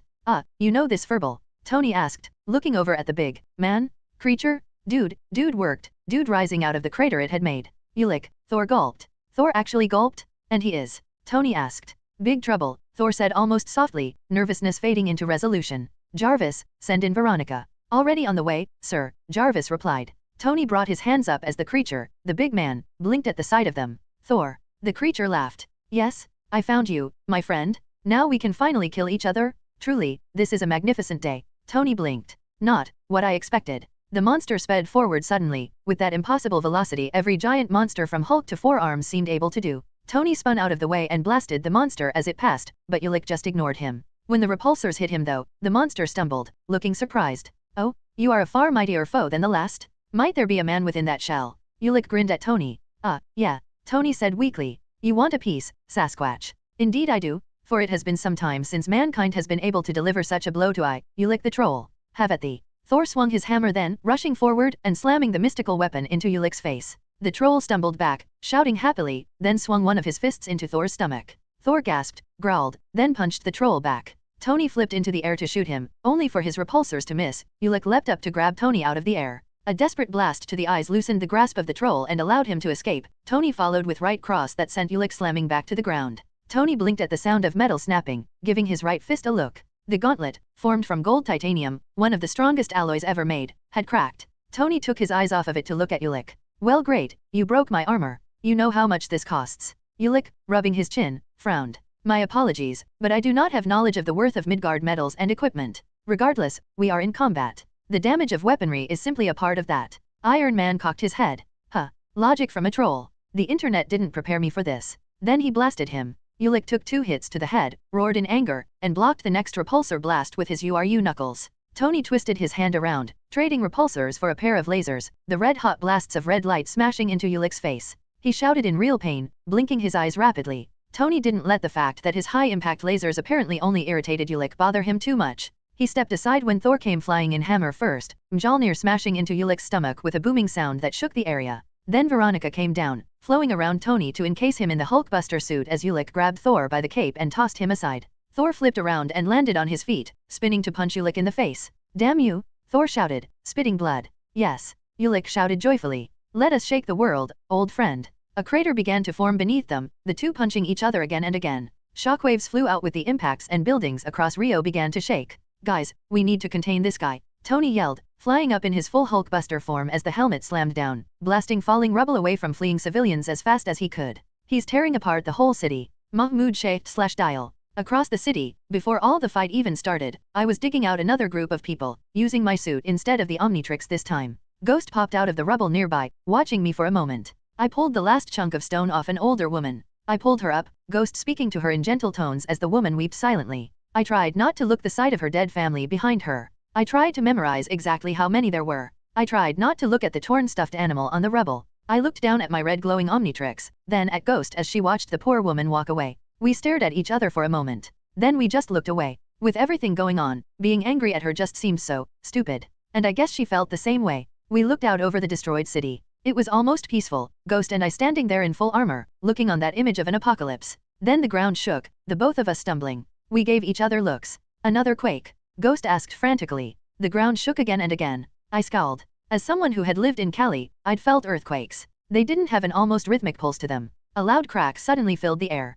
Ghost and I turned towards the sound. A building shook with each shake, large cracks spreading across the cement, glass shattering to fall toward us, one of them taller than I was. I raised my hand and created my shield hastily, shouting when the glass pane slammed into my tower shield, while Ghost went intangible to let the razor-sharp shard sliced through the air. The shield wasn't going to help for the next part though. The building collapsed toward us. I was about to run when the Omnitrix beeped loudly. Move. Ghost shouted at me. On it. I twisted the Omnitrix, bringing up a moth-like being, then pushed it down. Then the building slammed on top of us. For a moment, things were quiet. Then I moved up through the building, clutching Ghost's arm. I had no idea what the physics were that let Big Chill and Ghost touch while still being intangible, but I took advantage of it, floating over the city. The building, hundreds of tons of stone, metal, and glass, sent up debris into the air, the sound of the thing landing like the fist of an angry giant. Right in the nick of time, I mumbled in Big Chill's spooky voice. You okay? Yeah, Ghost responded, sounding a little freaked. What is going on? I don't dash. Avengers. Maria said over the radio. We have an enhanced in the field? Get civilians out of the combat zone and back up Thor and Iron Man. What followed next were the coordinates of where the fight was taking place and orders to other bridge personnel. On it. Ghost said, looking up at me. I looked down at her as I held her there. Put me down. It's faster if I carry you. She hesitated, staring at me for a moment through those weird eyes in her mask. Damn it. Do it. I twisted and flew over the landscape, Ghost practically grumbling. Considering our power set, both of us took the express route, diving directly through the buildings in front of us. We went through an office, a set of apartments, and finally a swimming pool, which froze over the second we went through. Below us, a streak of silver sped past, followed by short shouts from civilians as the blur grabbed and moved them out of the way. Damn, he's fast, I mumbled, before focusing on the loud noises ahead of us. In the middle of a street, a crater was being created by the three beings duking it out. Any other day, I'd have dived into that mess immediately. Instead, I focused our orders. Drones were floating around the windows of a building on the brink of collapse. Drones on almost every floor. Dozens of civilians. And it wasn't the only building. I took one and dived into the window. As I did, I dropped Ghost, who fell through the floor to help the people beneath us. There were 3 people, 2 women, and a man, all in suits torn up and dusty. They screamed when I entered. Mothmen aren't reassuring figures. I ignored that in favor of raising my hands up to fire beams of ice at the collapsing ceiling. Blue ice grew from the points of impact, creating makeshift support for the ceiling. I didn't fire them for long, only enough to keep the people safe. The second I was done, I dived in and made to grab all 3 of them. One of the women, in a blazing spin, kicked me in the face. I stepped back, more surprised than anything. I spoke, the Omnitrix translating for me. Really? I'm an Avenger, dammit, I'm saving you. The woman who'd kicked me blinked. The ice above cracked. I dived forward, grabbing the 3 in my arms, then dived out of the nearest window, clutching the 3 to my chest. Ice fell from the ceiling, dust and chilled air flying about. We hit the Rio sunshine. Below me, I could see Falcon flying out from another floor with 2 more, then She-Hulk from a floor above me. A building nearby exploded outward, followed by Marion and Hulk leaping out of the roof, Hulk carrying several people while Marion protected him. In the center of it all, Thor was shouting in pain, reeling from a punch to the face. Tony kicked the guy in the face. The guy they were fighting laughed, slammed fingers deep into Tony's chest and pulled away a massive chunk of the Hulkbuster chest plate. Holy. The Hulkbuster was made to withstand blows from damn near everything. What the hell was this guy? I carried the 3 people to the evac point nearby. Go now. A stone slammed into my back, sending to the ground with a grunt. The 3 people I'd saved ran for it. I twisted up, pulling my wings around me, then floated up. A massive fist flew through my head. Only Big Chill's natural stoic attitude kept the scream from erupting, my intangible form saving my life. Oh, the big hairy man blinked then smirked. That is quite interesting. Do it once more. He punched through me again. I winced in shock when his knuckles passed through me, a tingling feeling following the movement through my torso. His fist was surrounded in ice once it passed through. He responded to that with a laugh and a shake to get the ice off him. I blasted him in the face. Yes. The crazy guy laughed, his beard and face frosting over then cracking with every move. This is what I wanted? Ah, like the brisk mornings of Jotunheim. Yay for you, I said sarcastically. I snapped my wings open and floated up, continuing to fire away. Thor and Tony landed nearby, blasting away with lightning and repulsor beams. For a moment the 3 of us seemed to almost have him on the ropes, or beams of power holding him in place. Until he finally had enough. Then he slammed his URU knuckles together. A wave of orange energy flew out from the impact, reminding me of something similar I'd seen from Wonder Woman the movie. I went intangible. Thor raised Mjolnir. Tony created a shield. The next thing I knew, I was sent flying back. Phew-uck. I hit a wall behind me, falling to the ground. Tony's armor was stripped off, my fellow Avenger landing beside me. Thor grunted in pain, but stayed standing. Oh my god, I blinked slowly, stars in my eyes. I tried to move, only to feel immense pain. Wings were the same. I tried to get up, raising a hand up. Clearly Big Chill wasn't cutting it. Time for another round. The giant guy was above me. He watched as I slammed the Omnitrix on my chest. My skin turned red and armored. A pair of arms grew out beneath more normal ones. I narrowed 4 eyes at the guy as I rose to my feet and towering over him. In my full 4 arms form, I snapped out 2 arms to punch, ignoring the pain I still felt across my body. The big guy stepped back to let my punch whiff, then lashed out with his own punch. I staggered back. He stepped forward and started to punch me with incredible speed. Shockwaves erupted with each blow to my ribs, face, and stomach. I blocked one of his punches, trying to ignore the blood in my mouth and the fact both my right eyes were swollen shut. The feeling of fur against my knuckles, then iron-hard skin, then bone, his head snapping back. I punched him again and again. He barely shifted at all. In the end, my blood was still dripping, including a bit from my now split knuckles. The guy was laughing. "Damn you!" I shouted. The bastard was still laughing. I was in my strongest form, punching him with more power than I could remember, shaking the entire area with my blows. And he was acting like he loved it. I drove him back, straining to block his own blows. Our feet dug into the asphalt, the hairy guy finally ending up with his back against a wall. I grabbed his beard and pulled him down, then pushed him back, smashing him through the wall. As the concrete fell, I grabbed 2 massive blocks in my forehands and smashed them into him. Right and left, I smashed him in the face. I finished by grabbing him, lifting him up, then throwing him at a nearby building. The jerk was grinning as he disappeared through the wall. Thor landed next to me as I leaned over to rest my palms on my knees. My breath came out fast and hard, burning from my lungs. "That guy is strong." Thor nodded, looking tired. "Ulik the troll is a formidable opponent." "Ulik." I blinked. "Oh yeah, random Thor villain. Actually, not that random, he was a pretty big deal. And a troll? Damn, so many good insults could be made from that." The sound of rocks shattering was followed by Ulik landing in front of us. I grit my teeth and stood up, clenching my fist while Thor stepped next to me. The troll was nodding, looking somewhat serious. Good. Humanity has become strong and has gained strong allies. I can see why you spend time with them, Thor. Ulik didn't speak for long. He jumped toward us. Thor and I did the same, the Thunder Master moving faster than me to meet Ulik in the center Mjolnir first. The troll raised his right knuckle, an explosion following the massive impact. I ran in next to Thor, ducking under a punch from Ulik, then uppercutting him, my upper arm smashing into his chin while my bottom arms hit him in the chest. Ulik twisted with the blows, but Thor followed up with a literal hammer blow across his face. I followed up to hit him in the gut, then uppercut him again. Ulik slammed into the ground. He grumbled something before spitting out red. As we watched, he reached into his mouth and rummaged around for a moment before pulling. Holding up a tooth as large around as a thumb, he grinned. "Shapeshifter. You throw damn good punches." Then he sprung to his feet, grabbed my face, and lifted me up before smashing me to the ground, smashing his foot down onto my chest. "Ah!" I screamed, punching Ulik over and over as he held me down. Ulik punched Thor into the sky, then raised his URU knuckle-wrapped right fist. It came down with immense speed as I grabbed his leg, struggling to lift him off. His URU knuckle glowed orange. The last thing I heard was a loud CRA. Chapter 85, Chaos. Tony Stark/Iron Man. Tony coughed, blood filling his mouth. The aftermath of that massive wave of unknown energy had knocked him down. "Jarvis, what the hell was that?" "Unknown, sir," Jarvis responded. "Some sort of energy wave, one that managed to injure Big Chill despite his intangibility." The kid. Tony twisted his head around. He stopped at the sight of Dial on the floor lying in rubble, open wounds across his body. A scan revealed fractured bones and internal bleeding. "Mahmoud. Medical support is on the way," Jarvis said firmly. Tony rose to his feet, groaning and cursing slightly. His armor slowly reformed itself, catoms flowing. "Jarvis, I need basic armor form. No Hulkbuster, it isn't fast enough to fight this guy." Jarvis didn't respond, but the catoms from the Hulkbuster flowed to fill in cracks and rebuild sections of his usual armor as the Hulkbuster fell away.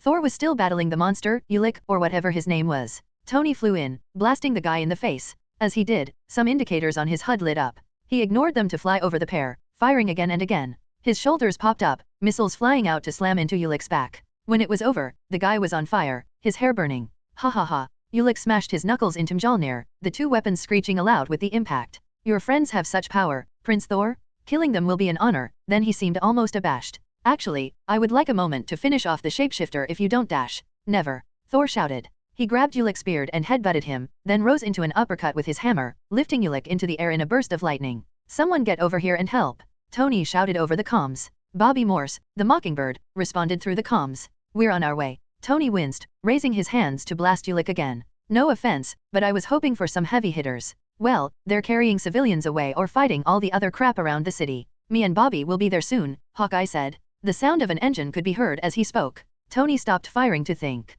In truth, Hawkeye opened up possibilities. If he could get a solid shot in, with some help from Thor, and the extra arc reactors from the Hulkbuster armor lying on the ground. "Okay then, Barton. I've got a plan." Pietro Maximoff/Quicksilver. Moving as fast as he could, Pietro carried a small Brazilian man and his muscular wife at high speed.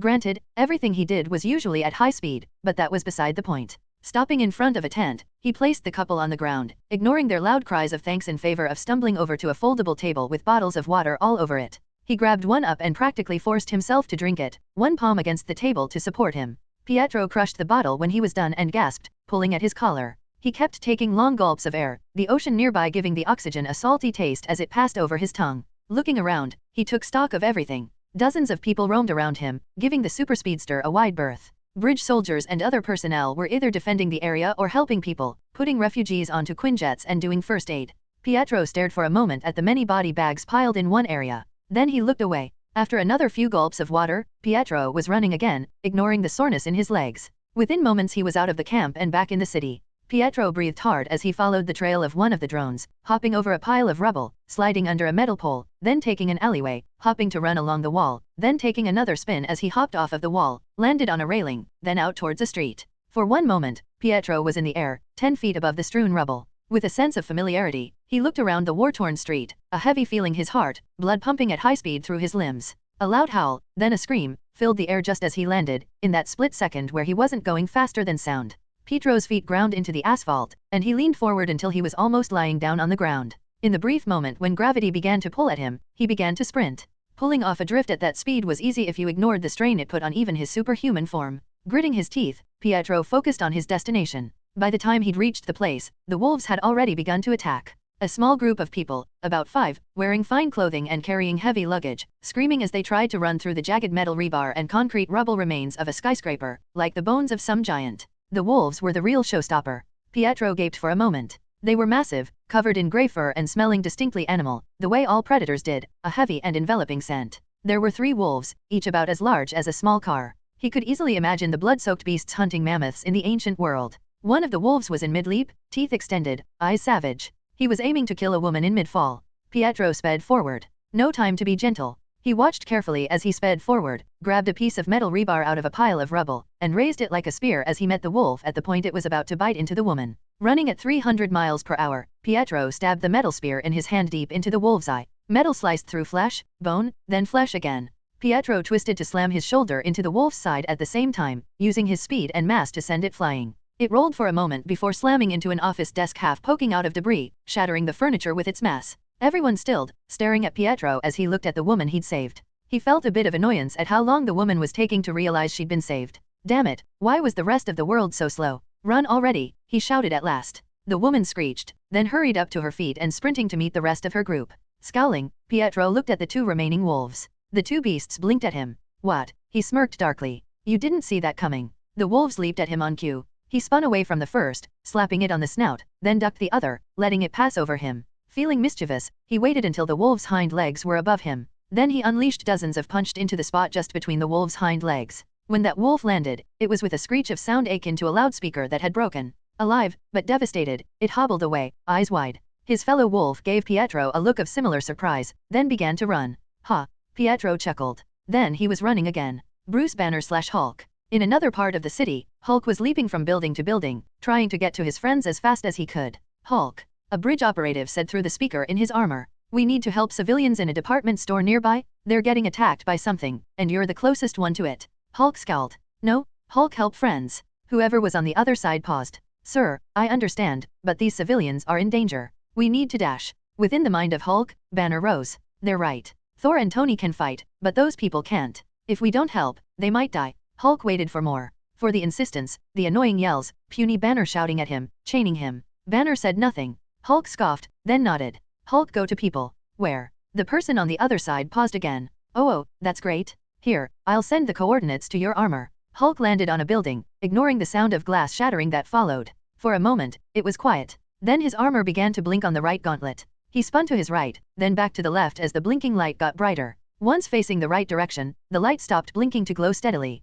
The Green Titan shot into the sky. It took 12 massive jumps, shooting through the sky over a destroyed city, hair blowing in the wind as he closed his eyes, taking some joy in the sunlight. But deep within, another emotion always bloomed. With every smashing landing, with the way, his hands unconsciously kept clenching. One emotion always swelled within him. And when he reached the department store to the sound of loud roars and screams, he let the emotion explode outward. No subtlety. He smashed through the roof like a meteor. Falling for 3 stories, Hulk landed in what could have once been called a clothing department. Now, it was a swamp. Hulk landed in the middle of a stinking lake of murky water, his impromptu cannonball sending waves out everywhere. The disgusting water made him crinkle his nose in disgust, the 8-foot behemoth up to his knees in green and brown filth. He looked up.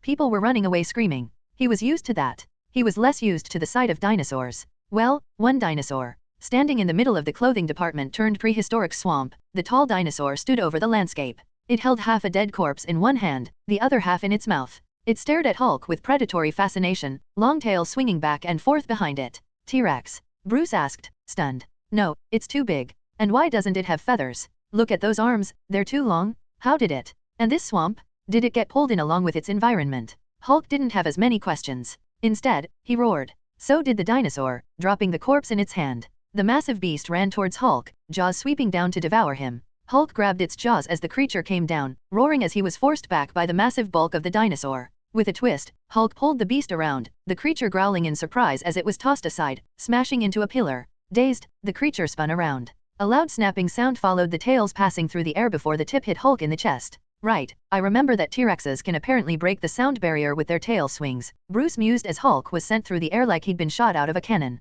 Although I guess this isn't a real dinosaur. There's so little information on them of course, so I suppose dash. Stop talking. Hulk grumbled loudly as he smashed through a window, glass falling around him followed by rubble. Help fight. Right, sorry, Bruce said, voice tightening. I'll get out of your way. Hulk rolled to his feet, brushing glass off his shoulders. He glared at the dinosaur that had sent him flying, then leaped forward, flying through the hole he'd created. Hulk smashed dinosaur. The T-Rex's reptilian eyes widened moments before a green fist smashed into its jaw, sending bloodied teeth flying in a spray of blood.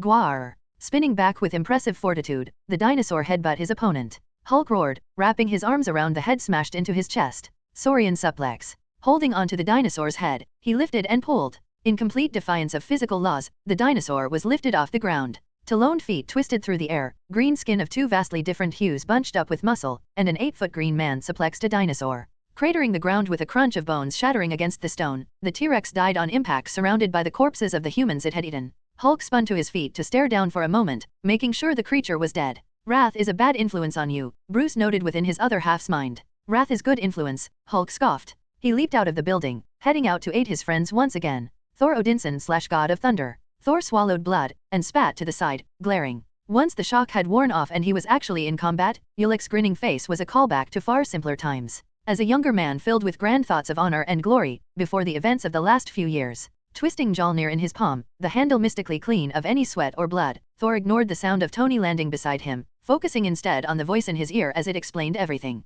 At the same time, he spoke. Ulick. There are people who need help here. People I must aid. Ulick's smile faded slightly. I don't have time for this fight. Please, stop fighting and let me help them. Ulick sighed. I understand. But I have seen that your allies have aided many during our battle. We are clear to fight as we wish, and let your worthy allies save everyone else, he grinned. So do not worry, Thor. We can fight as much as we want and your allies can join in after. Our battle will shake this land and be told in the tales of Midgard for eternity. Come, my friend. Let's race to Valhalla. Is it weird that I can't tell if I like this guy or not? Tony asked, sounding lost. I feel like I'm fighting the warrior. Thor turned to look at Iron Man, blinking. Well, he is a warrior, but I don't dash. Yeah, not familiar with Earth culture. Get a new thing, big guy. With that, Iron Man raised his gauntlets and fired at the ground in front of Ulick. The blasts threw up enough dust to obscure Ulick's vision. Thor flew into the dust, smashing Mjolnir into Ulick's chest plate. More gauntlet blasts from Iron Man sending up dust and making it hard to hear. Ulick grunted, smiled, and reached for Thor's cape. The moment Thor felt the cape tug, he reached up and unlatched the cape with 2 swift hand motions. Ulick pulled hard, only to face no resistance, thrown off balance. Thor ducked under a desperate punch then uppercut Ulick in the face with a clap of lightning. The dust around them flew apart. Then Thor got out of the way. Ulick's eyes widened as the dust cleared to reveal the next stage of the plan. A blue convertible sports car with the top down drove towards him at high speed, its roaring engine having been masked by Tony's gauntlet blasts. Hawkeye stood with one foot on the driver's seat and the other inside the steering wheel, holding his bow lazily as he guided the car with the grace of pirate captain at the helm of his ship.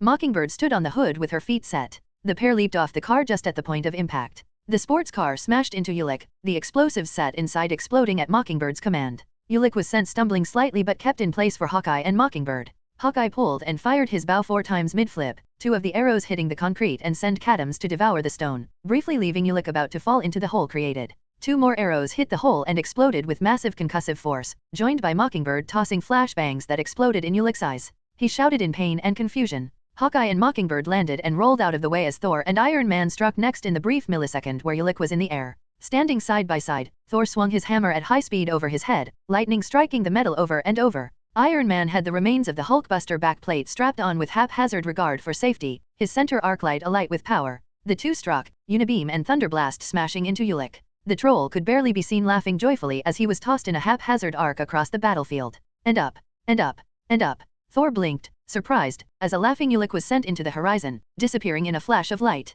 Did you do that? Maybe, Tony asked, sounding shocked. Jarvis, we calculated for how much power the extra arc reactors from the Hulkbuster would give to the Unibeam, right? Yes sir, Jarvis said, but we didn't account for the effect Thor's own powers would have on the arc reactors. Combined, both blasts had quite a bit more force than we calculated. I'll say, Hawkeye walked up, his helmet pulling apart to show his confused face. I thought I was supposed to surround him in Goopjil the second he landed? You know, the super adhesive and breathable stuff I held onto to keep big superhumans captive? Or was the plan to send the guy over the horizon? I mean, you both could have opened up with that, Mockingbird noted. We didn't even know we could do that. Thor admitted. I'm sorry, do you sound proud? Hawkeye asked incredulously. Thor and Tony shared a look. It was a hell of an awesome attack, Tony finally said. Indeed, likely matched by few, Thor agreed, fighting a proud smile with a frown. You two are ridiculous, Mockingbird said incredulously. Jarvis, where did that guy land? Unknown, ma'am. The entire group blinked and spoke in unison. Crap.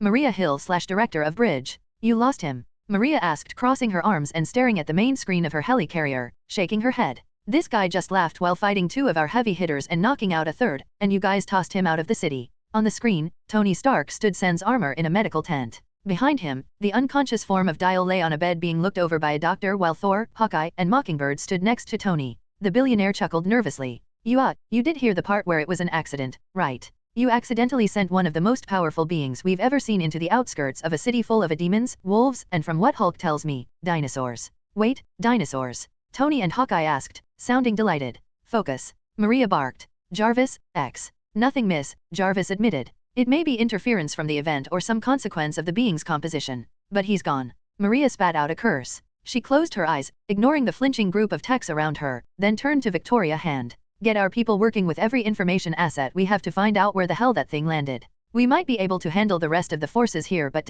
The council is asking to speak with us, Victoria interrupted. Maria clapped her mouth shut. Her eyes searched Victoria's face. The woman shook her head, looking worn and aggrieved. The UN and the Brazilian government have something they want to tell us. Hand, do as I said, and work with everyone else to finish up the evac. Yes, ma'am. Tony, get Dial to the helicarrier. The rest of you, save the other civilians. She swiped a hand and the screen swiped over. For a moment, the sound of a signal connecting came from the screen. Then it flashed, Steve Rogers appearing. Steve, I'm going to speak with the council. Hand is in command. Steve blinked. The council. Director, what's going on? Politics. With another swipe, she swept the screen closed, then turned and walked away. Entering her office, Maria was greeted with the visages of the council, sat in the room in the form of crystal clear holograms. It wasn't surprising to her that they all looked angry. What was surprising was their first words. The UN has just made a massive mistake, Rockwell said, the aging American man practically growling the words out. Maria had to hide her surprise at that. What happened? Councilwoman Holly sighed, leaning back. They have demanded that we pull you out. Are they insane? Maria shook her head. Council members, Rio has faced an event unprecedented in human history. The amount of damage done here dwarfs everything from the Chitauri invasion to the battle in London. Believe me, Director Hill, we agree implicitly, Councilman Yen said, the Chinese representative shaking his head. The Brazilian government and many nations of the UN are terrified, Ms. Hill. And certain elements, within our governments, are claiming that having the Avengers and Bridge there might make things worse. That you all What? That we attract danger. Maria rubbed her forehead. That makes no sense. Politicians aren't always logical, Rockwell said sarcastically. In fact, they rarely are. Maria scowled. Bridge was not an independent organization. In the end, they were beholden to the UN in a very real and tangent way. In funding and in duty, they worked for the nations of Earth first and foremost. There is more to this, isn't there? Maria asked. Councilwoman Holly and Rockwell spoke at the same time. The govern The pair stopped awkwardly, Yen taking over, his accented voice calm over the hologram. We aren't sure of the full politics involved of course. But from we can tell, various nations have been working to create teams of enhanced individuals of their own. And at least some of the reasons for Bridge being demanded to pull out is due to that. It was a close vote, Councilman Singh said, speaking for the first time. But you have your orders. Bridge must pull out of Rio. Maria scowled. Bridge. Bridge has to pull out of Rio, Rockwell continued, smirking. The organization Bridge, and no other group. Maria's scowl faded, somewhat. It'll take us a few days as well. With how entrenched we are. I suppose that's understandable, Councilwoman Holly agreed. After all, we still need to evacuate the civilians. The director of Bridge smiled. I'll let my people know. Mahmoud /dial. When I woke up, it was with a powerful headache. I was lying in a cot, trying to figure out where Oh right. I stared up at the familiar ceiling of the rooms of the Enterprise, just. The door opened. I looked at it to see a doctor walk in wearing a lab coat.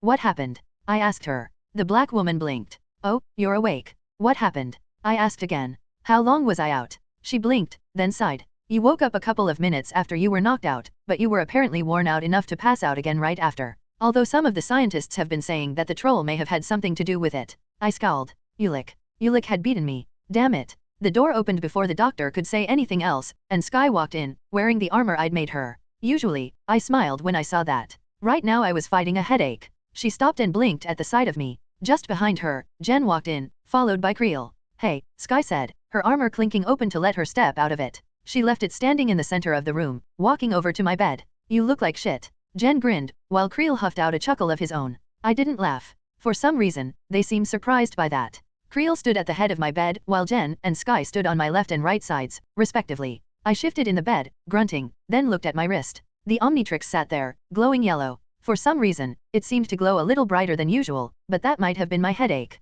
God damn it, I grunted. You okay? Jen asked, surprised. I leaned up, scowling. The guy took everything I had and kicked my ass. Damn it, I should have gone goop. Or maybe I could have used Snarrow. Shit, maybe Frankenstrike could have worked together with Thor, or I dash. Okay, don't, Creel grunted, my bald friend, shaking his head. I've done that before. You keep going over the fight in your head like that, all you'll do is obsess uselessly, man. Just learn from it and move on. Creel, I can't just. I growled to myself, not knowing how the hell I felt. I decided to just focus on something else. Well, what's next? Jen answered. Well, Bridge is being told to pull out in the next few days. What? I snapped up from the bed, then cursed when my headache intensified. What for? People still need help. Yeah, we know, Sky crossed her arms, looking pissed. So did Creel and Jen. The UN is telling us to get out. Well, Bridge, at least. Jen grinned at my confusion. Yeah, we found a loophole. Since we're independent contractors, technically, the Avengers don't fall under Bridge's rules, so we can stay.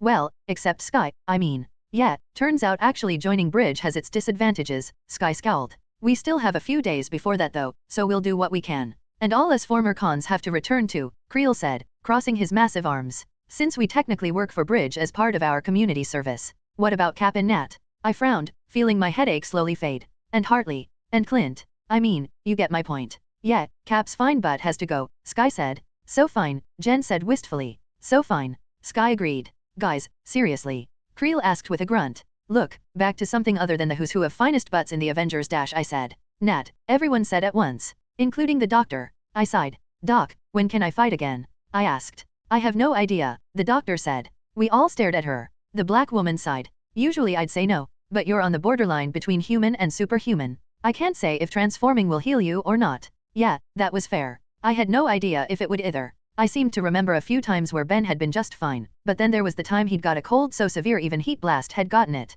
I wasn't sure. Plus, the Omnitrix was still glowing yellow. No idea if it could work while absorbing DNA really. Worth a shot, I decided/answered, twisting the dial. Thinking carefully, I brought up one of my favorites, if lesser used, aliens. Ah, man. Jen, Sky, and Creel said at the same time when they recognized the alien hologram in question, reaching hands towards their noses. I ignored them to push down the Omnitrix. Flesh shifted to plant material in a flowing movement. Swamp fire. I shouted joyfully. Getting out of my bed, I grinned down at my arms. Ah, much better? Not a single headache. Yeah, for you maybe, Creel mumbled while holding his nose against the smell of swamp fire's natural emissions. I curled my fists. I realized I'd forgotten something. What happened to Ulik?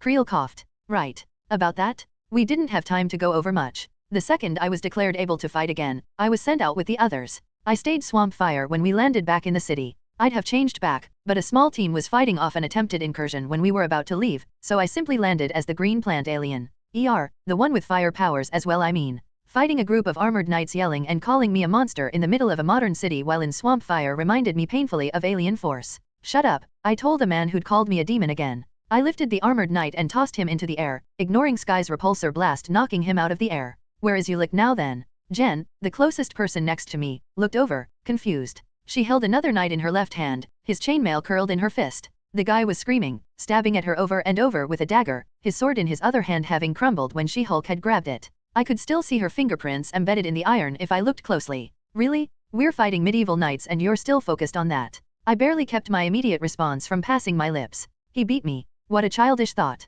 Another man rushed me, this one wearing leather armor and carrying a spear. Die, beast. With that triumphant cry, he stabbed me in the chest. I looked down at him. His smile faded. I wrapped a hand around his neck and lifted him up before turning to Jen, who punched her guy in the face. It's been a long day. Jen smiled just a bit. And I suddenly felt really selfish. Jen looked exhausted. She was covered in sweat and dust, her hair had been pulled up into a rough ponytail, and her clothes were ripped. Even with her superhuman physiology, the green-skinned Gamazin looked how I felt. And her eyes were so worn. We stared at each other for a moment, ignoring the guy I held struggling in the air. I sighed after a moment. Jen did the same. With that, I wrapped the guy in vines and tossed him onto my shoulder. Jen did the same with her guy. We looked at the destroyed city around us. Something had caused this. And I was pretty sure we were going to end up confronting it soon. And I was less than certain I was ready. Chapter 86, Clean Up. Mahmoud Sheikh/Dial. We'd been in Rio de Janeiro for 1 week and 3 days. Way beyond what we'd been told we would be there for. And that was good. The days had gotten a bit routine actually, in a very weird way.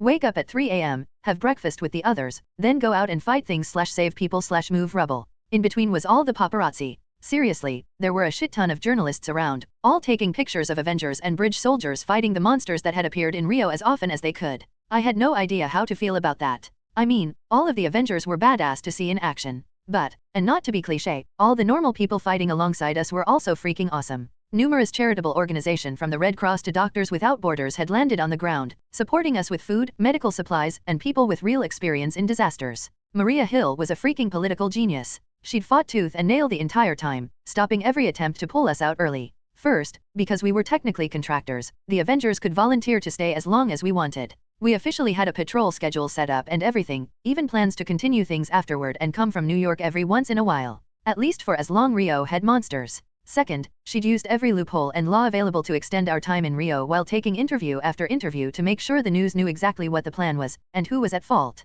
So despite the countries pushing for us to leave having put their agendas through, no one was going to blame Bridge. I mean, some people would, but they were either ill-informed or were willfully ignorant/trying to sabotage us despite the fact we'd done nothing but fight monsters. Seriously, Rio had monsters. Did I mention that? We'd arrested or killed a lot of the human enemies, but there were also demons, dinosaurs, wolves, and some strange crab-like things that kept cropping up all across the destroyed city. I'd fought a wolf as Wild Mutt, Hulk, and Thor ended up taking on an ogre in the middle of a skyscraper. Cap had dueled against a demon knight with a sword. Black Widow had assassinated some sniper from the Cold War trying to take over a shopping mall as his fortress, and half the sentient monsters in the city kept running the second Frank Castle showed up. Seriously, when did that sort of thing become routine? In the end, Bridge had a few days before they would have to pull out. In the meantime, it was back to hunting again. In a stolen convertible, Hawkeye slid around some rubble at high speed. I gulped nervously, trying not to seem nervous. Why do you always steal cars? Hawkeye chuckled. Come on, man, how often do you get to ride a car like this? Tony has like 20 of these. I winced when Hawkeye drifted around a corner, the wheels squealing as he went around at high speed on a road that was littered in debris.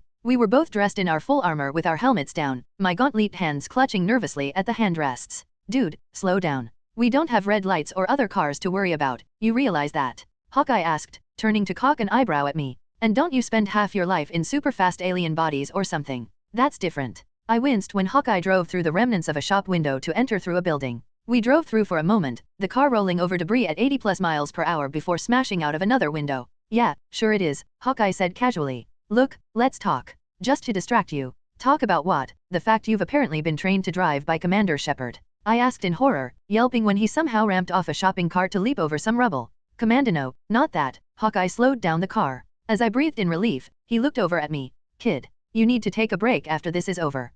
What? Why? Because you probably haven't thought about anything but getting stronger in all the time we've been here, right? Where the hell is this coming from? I asked, staring at Clint. Dude, are you lecturing me for wanting to get stronger? A little. He pulled around another car, one left to rest on its side. It's just, ever since you I scowled. How've you been? I crossed my arms, thinking. After a long moment, I looked over at Hawkeye. Man, how the hell am I supposed to feel? I'd been beaten. Like a damn drum. He'd taken me out like I was a kid. You know man, I can no longer tell when I have actual problems, and when I'm just being a bitch. I looked around. Thousands of people displaced, dead, or missing, a city destroyed, and I'm obsessed with my one loss. Don't do that, Clint said, sounding almost disgusted. Kid, I've seen some crazy sad shit over the years. This is just the latest war zone for me, he said as he casually drove around a corpse. As was my job, I typed at my gauntlet and marked the location of the body for pickup later. The world is always going to have stories sadder than yours. That doesn't make your worries invalid. We drove under a bridge that was almost collapsing. Okay, you lost your first fight. Everyone does. It sucks. It doesn't just suck though. I winced at how whiny my voice sounded. I mean, I only belong on the team because I have the Omnitrix. I was in my strongest form, and it still got beat down. And I'm not. I'm only worth. I struggled to speak. The Omnitrix is my power. It's my Mjolnir, my bow, my gamma strength and shield. If I can't use it to help, what good am I? You lost one fight, Clint pointed out. It only takes one, I said softly. That was the harsh truth. Ulik wasn't some sparring partner. He'd been ready to kill me. Would have. No, worse than that. The only reason he hadn't was because of Tony and Thor. I'd almost died. I needed to do better, to train, to get better tech, better at fighting, to... Okay, let me give you some advice. Clint looked over at me, blue-gray eyes scanning me. Start using your weapons to their full potential. Start trusting them. Dude, you're pulling some next-level Mr. Miyagi stuff, because I have no idea what you mean. I use the Omnitrix all the time. You use it, sure. But I never see you go all out. You never do the quick shifting thing as fast as you could. I'm pretty sure you could dominate any fight if you started doing that more often. Fast track into Diamond Head for example, that would be epic. That would be like you shooting all of your arrows at once, I grumbled. If I shift too fast I waste power and end up changing back. Yeah, what a shame. You turn into a man dressed in power armor and carrying the most advanced human weapons, being trained by Captain America and Black Widow. I'm not sure how you get up in the morning without shattering your bones, Hawkeye said, his sarcasm practically slicing into me. Really man, didn't you make all that stuff specifically so you could use the Omnitrix to its full potential? I winced. That was a good point. The armor I was wearing wasn't anywhere near as powerful as even Tony's older suits, but Tony's second suit could survive anti-aircraft fire while leaving Tony mostly safe. But I couldn't help it. Every time I quick changed I could feel a metaphorical clock in my heart jumping forward. Okay, just think about this, Hawkeye said calmly as he did something on the road that made the car sound like it was moments from tearing in half. You keep saying there are more forms in that watch, right? More things you can do with it? Well, how do you expect to be able to unlock them if you don't push that thing? You know how many times I've broken a bow because I pulled too hard on it? How many experimental arrows I had to stop using because they were too damn gimmicky? I follow safety procedures, sure, but how can I know how far I can go if I don't push my limits? I wasn't sure how that translated to the watch, but I kind of got what he meant. Ben had pushed the watch to its limits all the time. He got annoyed when he ended up changing back into a human, but he never let that stop him. And he didn't have the tools I now did. I mean, he had Gwen, Grandpa Max, and later Kevin, but then I had Creel and Wanda, as well as Bridge and the Avengers. Clint was right. I could be using the Omnitrix with more abandon now, and really, I seemed to lose power at random anyways. Might as well go all out before that. I had been thinking of some combo moves after all. Hell, Steve should be the one giving you this pep talk, Clint mumbled to himself. Ah well. Hey, at least you got a new form, right? Clint pointed at the watch. I looked down at it as well. Yeah, if the watch would stop glowing yellow long enough for me to try it out, I grumbled, lifting the Omnitrix. A week later and the watch was still absorbing the DNA of Ulik? Or compiling it, or analyzing, or whatever it was currently doing. Thankfully I could still transform, but everything the watch did still had a yellow tinge to it. If only I could figure out what the hell was taking the watch so long. I mean, not sure if you want Ulik as a form though, Clint scrunched up his nose. That guy was ugly. And smelled horrible. I have ugly, smelly forms already, I mused. One more won't hurt. Tell that to the ladies around us, Clint chuckled. Though I guess you don't need help with that. I winced and said nothing. Yeah right. Some things never change, and my luck with women was one of those. But we should take a break after this, he mused. Seriously, the past few days have been exhausting. Amen, I sighed. I can't wait to be back in New York again. Just then, we heard a loud shout. Hawkeye finally slowed down, allowing us to see a group of 3 slowly walking over to us. A man and 2 children. They all seemed relieved to see us. We pulled up. You're with Bridge, the man said in Portuguese, the Omnitrix translating. Avengers. Yep, Clint said casually. Hop in, we'll take you get some help. The man swallowed heavily, nodding as tears poured down his cheeks. The children with him, both boys, looked exhausted. Once, I would have guessed they were family. Now, I knew better. Sometimes, in tragedy, people just find each other. If they're lucky. The 3 of them hopped into the back. As they put on seat belts I tapped at the Omnitrix, frowning. Suddenly, right on cue, the yellow glow faded, familiar green replacing it. Oh thank God, I said, flipping the holograms to glow over the Omnitrix. How's it look? Clint asked curiously. Let me see, there. I found the troll form and showed it to Clint. Like Ulik, it was clearly massive, though it looked smaller than he did for some reason. Corded muscle, a thick coat of hair, 2 toes, and gigantic clenched fists. No you are you Knuckles, but he was wearing a pair of boxers with the Omnitrix symbol at his waist. Man, that really is ugly, Clint winced. Seriously, that guy looks almost as hairy as Wrath. Never heard of manscaping. You manscape? I asked with a grin. No, I laughed, idly flipped to the next alien. I stared at it for a moment. My eyes widened, and I looked around in horror. No, oh shit, no, we need to get back, now. What? Clint looked over at me, then at the hologram. Is that Goop? We need to go back to camp. I flipped through the watch and selected the alien I needed. With a quick press, my body shifted. Upgrade. Our confused passengers yelped in surprise as I changed into a large being of black and white nanites. Dude, what is going on? No time. I moved my body, flowing as liquid to press against the dashboard. In a few seconds, my nanites had joined to the car, black and green circuits flowing over the ceramic and metal. Soon I was a black and green car. I shined my headlights. We need to get to the base. X. Yes, sir. X said, my AI companion sounding confused. I didn't waste time. Instead I sent him a series of protocols. As soon as they hit, he began his work, sending them to Jarvis, who sent them to Maria. Hold on. I told Clint. Oh come on. Clint shouted as more seatbelt straps surrounded him and the 3 terrified refugees. I ignored him, sprouting wings out of my sides and rockets from my, well, rockets came out. Oh shit. Clint yelled out as we blasted off in a trail of fire, flying into the air and heading to the beach. Maria Hill / director of bridge. On the Enterprise flight deck, Maria watched as a helicopter landed in front of her and Sam. She and the Avenger eyed the machine as it kicked up wind, sending her hair flying. A logo rested on the doors of the helicopter, the image of a red cat on a red, black, and green background. Above them, more such helicopters flew over the helicarrier to head for the beach below, some Wakandan ships having already joined the small fleet in Rio's harbor. The doors of the helicopter opened, and a man stepped out. Maria raised an eyebrow. Prince T'Challa. Good morning, the handsome young man said, smiling. He wore a black sweater and brown trousers, a pair of brown boots on his feet. A far cry from the usually traditional clothing or suit he wore at events. Behind him, a pair of bald women in elegant dress came out of the helicopter as well. The trio strode toward Maria and Sam.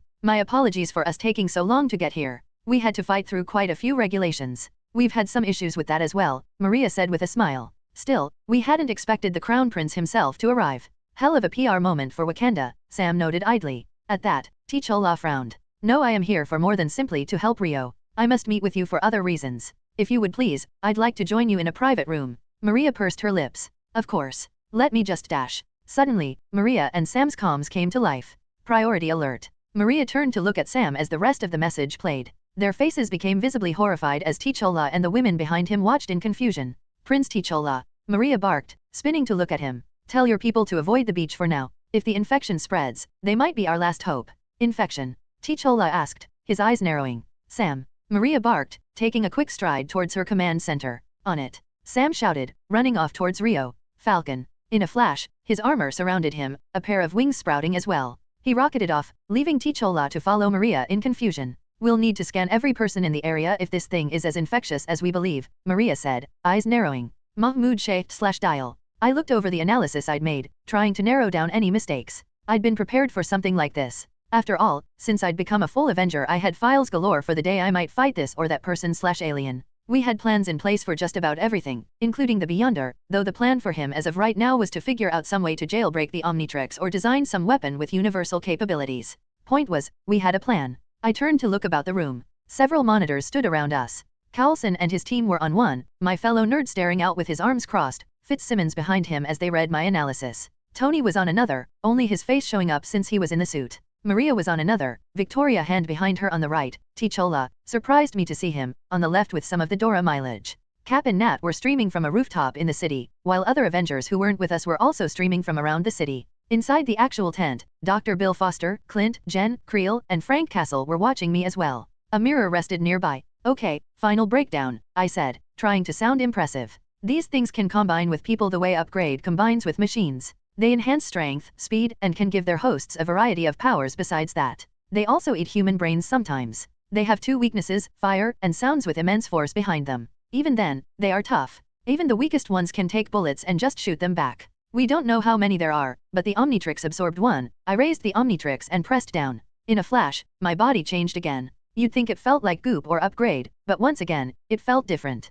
My skin and bone felt like it melted into my muscles. In fact, all of my organs, even my brain, had somehow turned into muscle. For just one moment, I could feel my brain in my skull before the sensation disappeared. In a moment, I melted away. Then I rose up, taking a rough form. Even though I didn't need eyes, I formed a face of sorts. Oh, that is just gross, Jen said, staring at me wide-eyed. My body was now a black gelatinous form. Streaks of green ran across my body, like veins. I looked over at the mirror. The head I'd formed both did and didn't surprise me. In shape, I'd formed a face that looked somewhat like Spider-Man's in the black suit, with the big eyes and all. Except my eyes were bright green. Curious, I opened my mouth. The section of my face tore open, and massive teeth shone within a drooling mouth. My tongue lolled out, at least a foot of pink muscle. I quickly pulled it back in. Oh good God, please don't do that again, Jen said in shock, looking greener than usual. Agreed, Carlson said with a wince. Huh, should I even look like this? With teeth, tongue, Spider-Man-style eyes? Or, was my own subconscious affecting the way I looked, shape-shifting me to how I thought a symbiote should be? Sorry, I said. Just testing the new hardware. Is that your voice? Creel asked, my beefy friend looking shocked. You sound like a demon. No, those sound less intimidating, Frank said. Of course you think that, I grumbled. Every demon in the city runs away when they see you. Enough, Maria said. Mahmoud. Demonstrate. Okay, Dr. Foster. I'm not sure I want to anymore, the good doctor said weakly. Wait, didn't you volunteer for this? Jen asked, surprised. Yeah, but that was before Dash. Will you all stop overreacting? I asked, suddenly annoyed. Seriously, Snarrow is way creepier. Well, he won't suddenly take over my body, Bill grumbled. I'm going to have nightmares about this. He sighed and walked over. Okay, wait, he shouted when I moved my face towards him. God, I'm getting flashbacks to the thing. Okay, just do it. I tried to make it fast. In a smooth movement, I flowed over him. My black and green flash flowed into the good doctor. I entered his cells, his muscles, bones, and brain. Our cells intermingled. Soon, our minds pressed gently together, and we stared out at the world. How do you feel? Jen asked. Dr. Foster looked around, then at his hands. I hadn't surrounded him in my form, simply letting him get used to the feeling. I feel stronger. Younger, he sounded fascinated. Well, that is kind of the point. He looked around, shocked. Mahmoud. Right here, in a smooth move, I surrounded him entirely. Frank, Jen, and Creel stared as we stood tall. The Omnitrix sat on our chest, green lines moving out from it to radiate across us. In a conscious effort I tried to make the lines run in a geometric pattern. We stood tall, matching Jen in height, and our body was massive, as bulky as Thor or Creel. Our eyes were still green. I smiled toothily. Cool. Oh, Bill asked, shocked. As we stood there, a scan ran across our body, Simmons running up to the monitor. Dr. Foster, how do you feel? Like I can take on the world, he said with our mouth. And hungry. Yeah, that's me actually. I require chocolate. Chocolate. Tony said at last, sounding confused. Yeah, chocolate has a chemical that can also rest in human brains, I explained. Phenethylamine, Simmons asked. Yep, I said. Seriously, we need to make sure wherever this form came from, we find it. I flowed away from Dr. Foster, who blinked as he separated from me. Oh, now that is an odd sensation. Almost euphoric. That's because I held back, I said with a mental grimace. If I wanted to, I could make it addictive. Still, it's a powerful form for us to have, I imagine, Maria said, looking over at Victoria, who nodded calmly. And don't forget the species can. Tony, you already found out, didn't you? I said with a monstrous sigh. Ha ha ha ha ha ha. Iron Man laughed with hysterical joy. Another one. Yeah, annoyed, I narrowed green eyes. And if whatever is out there makes more. Haha, oh shit, Tony said at last. We'll get to work now, Cap said seriously. Nat is going to take out that Viking that has been attacking people in the north, then we'll get to helping with scans. Good, Maria crossed her arms. The job doesn't change otherwise. If this thing hasn't caused a problem in a week, we may have nothing to worry about, but I want all our people to be ready. Add symbiotes to the file along with Ulik, the demons, and the others. With that, the screens flashed closed. Jen and Creel turned to look at me while Frank walked out, presumably to speak to his men. So, Jen asked. What are you naming this one? Blight. Chapter 87, Eddie Brock. Eddie Brock / reporter. Eddie stumbled through the streets of Rio, eyes wide. He'd showed up with other reporters, all trying to get in on the scoop. Of them all, only Eddie had decided to dig deeper. Bridge was the real story. An organization that big, coming out of S.H.I.E.L.D. after Hydra? And the Avengers? There was something juicy out of all this, Eddie could feel it. He'd spent every moment tracking the Avengers through the city, and got tons of footage of all kinds of things. Dinosaurs, demons, and even knights in armor duking it out. The Bugle page was blowing up thanks to that. Every person on Earth was following Eddie Brock now, because he went where no reporter would. But he'd needed more. More acclaim. He was moments from a Pulitzer. From becoming the most well-known man in reporting. Just needed one big scoop, a true game changer. He'd gone out to look for that a week ago. And now he was hearing a voice in his head. Great job, Eddie. He'd been walking for 3 days, surviving on scraps and hiding. He stumbled down another alley, breathing heavily. He was close to the beach. All he needed was. A snarl brought his attention up. Something was in the shadows. As he stared in horror, the thing came out and eyed him. He felt like crying. A demon. Another demon. And this thing was carrying a metal sword. Please. Please don't. Within him, something snarled. Oh goody. We were hungry. Come on man, really. Eddie spat out in horror. The demon, a spindly thing 8 feet tall, leaped toward him. Eddie's eyes flashed black. Suddenly, the air behind him seemed to open. A sucking sound filled the area. Eddie roared at the same time as the demon as they were pulled into somewhere. For a moment, the empty alley roared with the sound of vacuum pulling in air. Then it faded with a small pop, a singularity shutting closed. Monica Rapaxini of AIM. Deep within AIM, a command center sat being monitored by dozens of scientists, all working diligently. A window looked into a larger room outside. Everything within was peaceful, the men and women within working happily. They jumped when Monica burst into the room with a spiteful glare on her face. Everyone quickly looked down again, trying not to look scared. She tended to jump on weaknesses like fear. Lyle looked over at her, raising an eyebrow. Monica, I take it Bridge didn't accept our further assistance. Damn him, she grabbed a wrench and stabbed it into a monitor. Everyone around her winced and pretended to keep working as glass flew around her. Bruce fucking Banner? He just keeps getting in my way? That third-rate dash. Enough, Lyle narrowed his eyes. Don't lose your cool. My cool, she spun, clenching the wrench in her hand tightly. For one moment, Lyle and Monica stared at each other. Everyone in the room stared while pretending not to. Monica, either hit me or don't. But I have work to do, so decide quickly, Lyle said dryly. Fine, she slapped the wrench on a console nearby. Why are you so calm anyway? Because getting into Rio wasn't the only way for us to refine the technology. Lyle looked outside the window. Monica did so as well. In the room beyond the window, 2 machines took up either side, identical in appearance and about 5 feet tall. They each had a series of tubes going to them, circuitry inside them, and a pair of sections like funnels pointed outward. The funnels were pointed directly at each other, leaving 3 feet of space in between. Did you start that thing up again? Monica asked, her face relaxing. Not just yet, Lyle sighed softly. While Rio was a setback, it was also a good indicator of what to fix for our machine. Those who died in Rio were regretful, however. What happened anyways? Monica crossed her arms and looked over at Lyle. In a word, our machine was too sensitive. He looked over at a monitor nearby. Our biggest worry was getting it to work. We forgot to take into account all the other events that were somewhat related to what we wanted to do. Other events? Monica asked. Yes, he moved over to let her look at the monitor, which she realized displayed a map with red dots across it. Over the past 30 years, dozens of events have taken place across the globe that have involved energies that manipulate time and space. In Argentina first, one during the Cold War. New Mexico, New York City of course has had at least 3 we can account for. He chuckled. Always New York, isn't it? Is that going to be a problem? Monica leaned over and noted that, indeed, New York was riddled in red dots. What was happening in that city? No, Lyle said simply. We will recalculate and try again. Basically, our machine, in attempting to activate, was pulled by the energies left by those other events. Well, it's a bit more complex than that, but it's the simplest explanation I can give. Monica turned to glare at him for the insult to her intelligence, which Lyle ignored. Still, we should be able to open it again soon. In the meantime, he turned on a screen, revealing an image of 2 people lying on beds. We have the successes we pulled through. On the first bed lay a bald man, older, with a slightly pinched face and pale skin.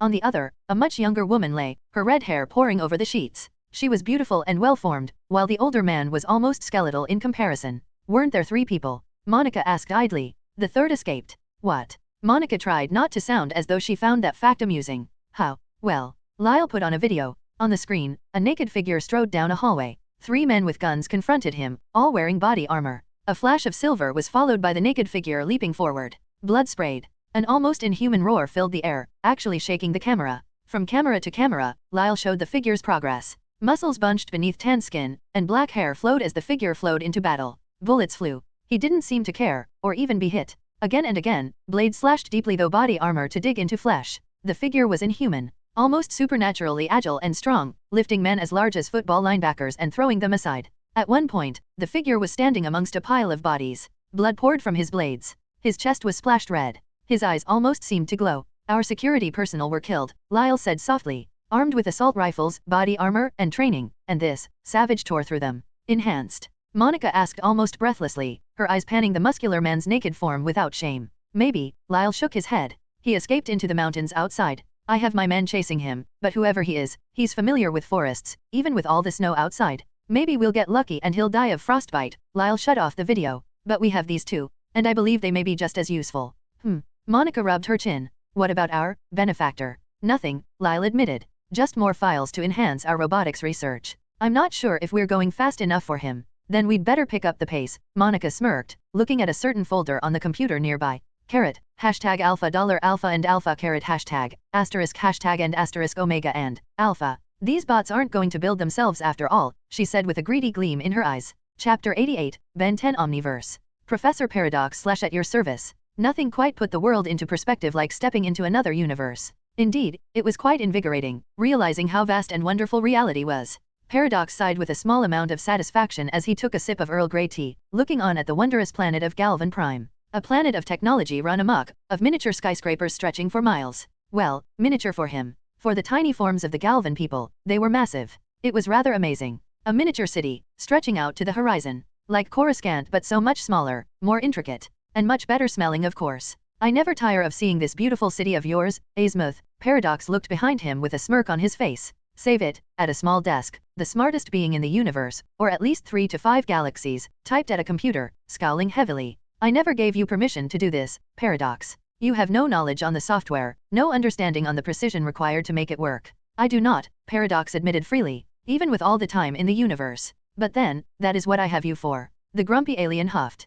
Presumptuous. Thankfully your false Omnitrix is clearly working. At the very least it has none of the issues that Albedo's had. Well, you did make it after all. Paradox turned away from the view, walking over to Azimuth. I understand you're frustrated. But I really had no other way to counter dash. Why not use Ben? Azimuth scowled. He may still be as reckless as ever, but he has matured at least slightly. He's very nearly the adult he claims to be. High praise indeed, Paradox said with no sarcasm. In truth, I would have preferred to ask him for his aid. But I was, in the end, restricted from asking Benjamin for help. I worked with the tools at hand. Azimuth typed at the computer in front of him, sighing. Yes, well, that is very helpful to me. If you hadn't explained what we were up against.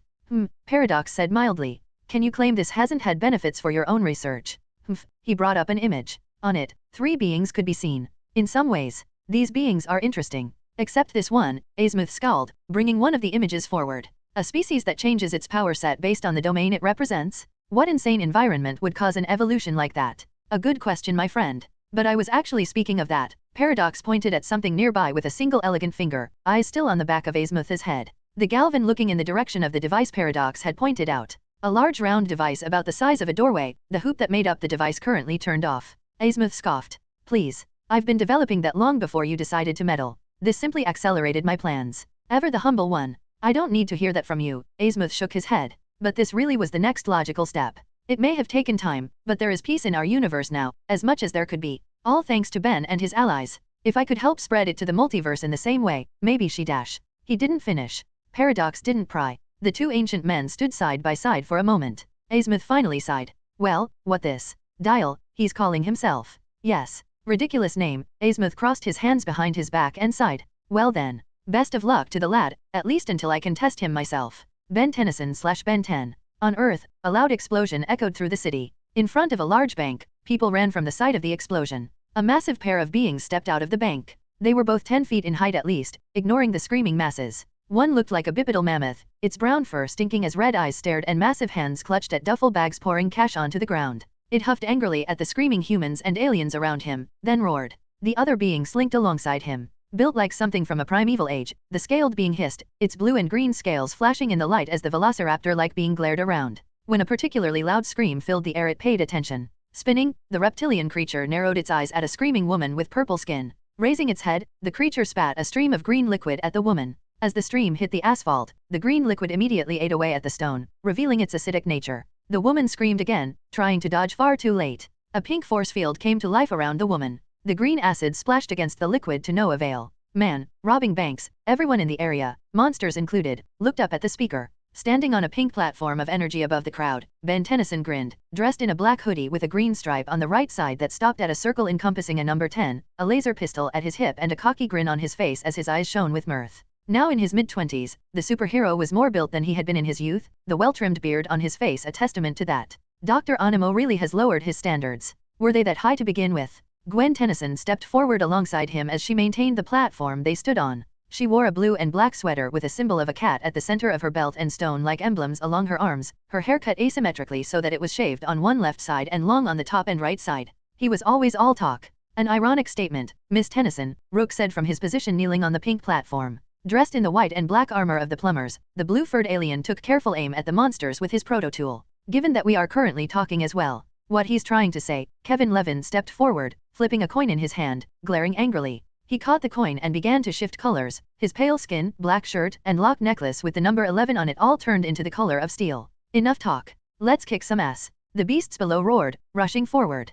Kevin and Rook leaped off the platform, the blue-furred plumber firing his rifle at high speed while Kevin took on the raptor in direct combat, roaring in rage. Just like old times, Ben said with a smirk, raising his Omnitrix high and slapping down on the dial with a happy grin. In a smooth and flowing moment, he began to transform. His muscles grew. His beard grew thicker. His eyes seemed to glow with unearthly light. His hoodie was replaced with a strange green armor with a symbol in what Gwen later told him were ancient Nordic runes. His pants became something similar in texture to leather but much more breathable, with a cloth that wrapped around his waist before coming down his right side to display more runes. Ben puffed his chest as his massive arms curled, power filling his blood like fuel in a car. Ultiman. God, that is a dumb name, Gwen sighed as Ben leaped into battle. Have at thee, monster. Ben cried joyfully as he smashed into the mammoth-like creature, a shockwave erupting from his fist slamming into fur and muscle. I will have battle this day. What the hell? Kevin asked, rolling by as he wrestled the raptor, avoiding the acid it was spraying as Rook fired away nearby. Is that even an alien? It just looks like you worked out. Ben laughed boisterously, lifting the mutated mammoth high. I am amazing. I must agree, this just seems like Benjamin, Rook commented at the sight of an arrogant Ben fighting a monster while quipping. Luke Cage/bartender. On another Earth, Luke Cage watched the news as he wiped down his bar. Others were watching as well, though with a half-drunk attitude. In truth, he wasn't really sure why he'd put on the news. He tended to avoid it. But Rio de Janeiro had been insane. Luke had felt almost compelled to follow it. The news of people dying in the massive earthquake, the Avengers going in to save people, the monsters that had shown up out of nowhere. Luke stared as footage of Captain America and Nomad, two soldiers right out of World War II, fighting a demon in hand-to-hand combat, played on the TV. He clenched his fist softly, still wiping down the counter of his bar. Ugh, can you turn that off already? A female voice said to his left. Luke looked over at the woman who'd spoken. She was petite, pretty, with long black hair and wearing a black leather jacket and a black shirt. She also smelled more like whiskey than the actual bar and had a look on her face that was somewhere between anger and disgust. Luke chuckled, the massive black man walking toward the remote. What, you don't like the news? Not when it's that fucking depressing, the woman sighed. He wasn't sure how to respond to that. In truth, he had no idea why he'd been so obsessed. Actually, he did know. As Luke changed the channel to something less depressing, he sighed. A while back, he'd been sent a message from one of the Avengers. One of the new ones, Dial. The kid, someone who could apparently turn into aliens. According to the message, Dial knew about Luke's powers. He'd wanted to talk to him. The first thing Luke wanted to do when he read that was run. That message, the idea of someone so high profile knowing his secret, terrified him. In his experience, people didn't just ask to talk after they revealed all your secrets. He'd sent back a message to let the hero know he wasn't interested. Then he waited. And got a message. Okay, let me know if you change your mind, dude. That was it. Seriously? After all the tension, Luke had almost burst out laughing. He didn't know what he'd expected. Maybe an army of bridge soldiers busting into his apartment. He did have one nightmare of a giant green man attacking him. But now, Rio. And all those people dying. Luke watched as the various superhumans in the Avengers pulled together to save people. He couldn't help but wonder. Luke shook his head and walked back towards the woman who'd spoken earlier. There you go. Need anything else? She sighed. More alcohol. Really? He looked at the empty cups surrounding her. Huh. You sure can put them down. And you're really judgmental for a bartender. She glared at him, eyes narrowed. Shouldn't you just be listening to my problems without comment, while taking my money? I would, if you'd actually paid so far, Luke smirked. I mean, I was going to pay. How do I start a tab? She said, sounding not even a little bit ashamed. He chuckled. Well, it usually starts with me getting to know you first. He held out his hand, a small smile on his face. Luke Cage. She stared at his hand as though it was a live grenade. After an awkward moment, long enough that he was about to pull his hand back, she took it. Her small hands nearly disappeared in his grip, but there was a surprising amount of strength in how she held it. Her skin was soft. Jessica Jones, she looked up at him, finally smiling. Chapter 89, Chill with Steve. Nothing puts life into perspective like sleeping in your own bed after weeks of sleeping in a bunk. I left my alarms off, woke up at noon, and spent a few minutes just enjoying warm sheets and the sight of the city outside my window. After a moment I sat up with a wince at the pain the movement caused and stared out the window for a bit longer. We all had time off for the next few days. A reward for our days of fighting and helping. I was glad for it. My muscles were all sore as hell, and I was covered in bruises and scratches from all the time spent in Rio. I rose up slowly and carefully walked into the bathroom. A shower made me feel loads better, and a big breakfast burrito out of my fridge only helped. I prayed a bit late, then changed into a green t-shirt displaying Hulk's fist on the front. After some thought, I left my armor pack behind, but carried my sword handle with me. Then I stared at the door for a moment. What now? I had a day off. No fighting, no technology to make. Nothing planned but nothing. I missed the days when I was lazy. I mean, I wasn't as disciplined as the others tended to be, but I wasn't anywhere near as inclined to waste my time anymore. Months of squatting while patrolling for bad guys, fighting and training alongside the Avengers and Bridge, followed by Rio. I just didn't have it in me to screw around as much. What the hell? Maybe I'd just go out into New York City? Knowing my luck I'd end up fighting Rhino in the streets, but it was worth a shot. Walking up to the door and opening it, I was surprised to see Steve down the hall, waiting for the elevator. Hey, Cap, I said casually, walking towards him. The blonde-haired super soldier turned to look at me and blinked. He was wearing a black t-shirt displaying a picture of an Iron Man arc reactor in blue and a pair of jeans. He smiled politely. Hey Mahmoud, you headed out? Yeah, I chuckled, moving to wait with him. I kinda forgot how to relax, so I thought I'd head out into New York and find something to do. He blinked, surprised. Then he laughed. When I gave him a confused look, Steve shook his head. Would you believe I had the same problem? Huh, I shook my head as well. Well, wanna hang out? I tried not to seem nervous. Most of my time with everyone on the team was training and missions. Not always, but Steve in particular was someone I only really saw when there was something important to do. And honestly, I really wanted to hang out with him. Not to be a massive dork, but Captain America was one of my favorite superheroes, and getting the chance to chill together was crazy to me. He hesitated for long enough for me to be tempted to pull back the invitation just out of nervousness. Then he nodded. Sure. Where should we go first? I have no idea. I rubbed the back of my neck as the elevator finally opened, the two of us going inside. But hey, we have a whole city to enjoy, right? Maybe just start in Times Square? Act like tourists. Huh. Yeah, that's a good idea. The elevator doors opened. Immediately, outside the doors dozens of feet in front of us, cameras started to flash. A crowd of people wearing cosplay and carrying signs yelled at us as we watched silently. Together, we eyed the men and women, some of them dressed as us and our friends, all of them cheering. After a moment, Steve hit the closed door button. Okay, he said with a nod. I think we should leave through the garage. Maybe take one of those cars with the tinted windows. Agreed, I said with nod. We didn't end up needing the car. I just followed Steve as we walked out of the garage and walked casually onto the sidewalk. In seconds we were just another pair of pedestrians on the streets of New York, walking calmly around. Granted, Steve couldn't be just another pedestrian if he tried. Guy was built like an Olympian after all, possibly literally. It was a 10-minute walk to Times Square from the Avengers Tower. Plenty of time to talk, oh shit. So, I fought hard, trying to find something to talk about that wasn't work-related. Most of those were pop culture related, so, hell, why not? How goes your list? Steve blinked. Oh, it's going well. I mean, I'm still adding to it. I have a lot to catch up on. I mean, so does everyone though, I noted with a chuckle. I mean, a lot of people just ignore a lot of the stuff you're taking the effort to learn. At least you actually watched Star Wars, man. Speaking of which, what did you think? I liked it, Steve said with a smile of his own. It really resonated with me. For obvious reasons I guess, since the Empire was apparently based on the Nazis. Darth Vader really did remind me of Red Skull though, he said with a frown. Probably not a good time to mention Vader was one of my favorite villains. Yeah, a lot of modern fiction is kind of obsessed with World War II. Yeah, it is, Steve shook his head. I don't know how I feel about that. I mean, I'm glad people can see the war from a safe point of view, but it was a big deal for me. A big deal for everyone, I sighed. I mean, Star Wars using the Nazis as inspiration for the Empire isn't weird. If it wasn't them, it would have been some other stupid regime with bullshit ideas of what constitutes real people. He nodded. Yeah, although the fact neo-Nazism is a thing is annoying. People are always going to find some reason to be an asshole to others, I sighed. But things are still better. I mean, there's hate, prejudice. People are still in great pain. But there are more people safe and happy today than at any point in history. It's far from perfect, but we're getting better. We walked in silence for half a minute. I decided to change the subject. Well, you've watched a lot of movies and such. What about video games? You get into those yet? Not just yet, he said with a shrug. I'm not sure I'd like them, to be honest. They just look so hard to control, with all the little buttons. See, this is why Nat calls you a fossil. Hey, Steve sputtered. I laughed. Seriously man, just start simple. We can always buy something easy to control to start you out. I'll train you in video games if you want. See, calling it training makes me think it'll be hard, Steve said dubiously. Yeah, because you hate training, Charles Atlas, was my sarcastic response. Seriously, aren't you basically the living incarnation of an after photo? Steve grinned. Yeah, but there is no serum to teach me how to play video games. At least until that Matrix movie stuff becomes real. I know Kung Fu, I chuckled. I'll ask Tony if we can make something. Until then, I suppose you can teach me. Steve rubbed his head. What game should we start with? Shit. What was a good game to start with? Something simple, something I had familiarity with so I could train him. Probably something that wasn't military focused, since Steve had been in battles that made Call of Duty look like Care Bears. Well, there was always the game series I'd played to the point of obsession.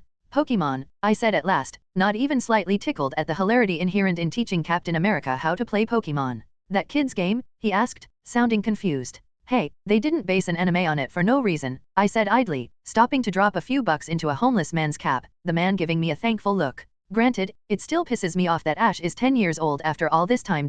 What's anime? Steve asked. I have much to teach you, I said solemnly. Okay. Steve didn't seem to know how to take that. I grinned. It's a Japanese form of animation, I explained. Oh, like cartoons? He asked. I winced, waiting for the usual distaste older people tended to have towards dumb cartoons up until they watched Avatar: The Last Airbender, but then the Patroid surprised me. I love cartoons. I used to watch them all the time. Although, my favorite parts were the commercials before them. Seriously? I asked, trying not to sound surprised. Yay, he chuckled. They used to play ads telling people to support the war effort. Got beat up in an alley once when some guy kept yelling in the middle of one. He seemed oddly nostalgic. Yeah, spent a lot of time getting beat up. Me too, I said without thinking. I winced. I mean, I was kind of an awkward kid. I don't get beat up as often anymore, but, Ulick, I've lost a lot more after becoming Captain America. The sudden comment surprised me. We walked for a moment longer before he spoke again. Really, I've gotten beat up a lot of times in my life. Lost a lot. But nothing ever hurt as much as losing Bucky.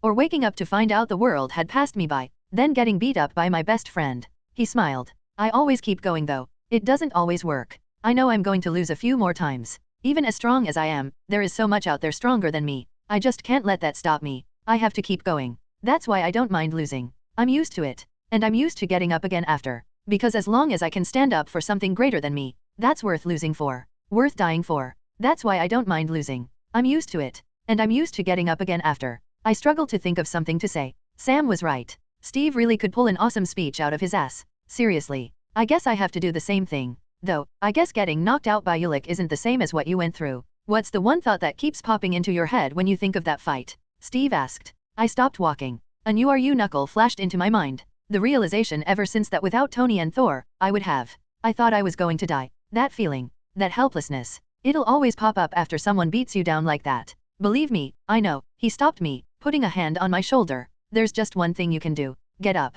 Over and over. Never stop and never give them the satisfaction. I nodded and clenched my fist. Now, come on. Steve pulled me by the shoulder. Tell me more about anime. Got anything I should add to my list? I laughed. Man, where do I even start? Well, the oldest one I can think of was called Astro Boy. Oh, Fist of the North Star is pretty good too. Oh, and don't forget. We got to Times Square and immediately grabbed some slices of good old New York City pizza from a random shop we found. As we left the shop, Cap was kind of staring at the slice of pizza on his plate. You okay? I asked curiously. Yeah, just, still getting used to food around here. Everything from my time was kind of bland. Nowadays the food is always too sweet or spicy or just complicated. He took a bit of cheese, sauce, and bread, then sighed. Still, worth it. I'd never really thought of that. Food was cooked differently from culture to culture. I knew that from watching Gordon Ramsay Kick-Ass, but I didn't realize there was such a jump between food back in the 40s and food in the present. How often does that happen? I asked, taking my own bite and swallowing. Finding something as simple as food changed so much.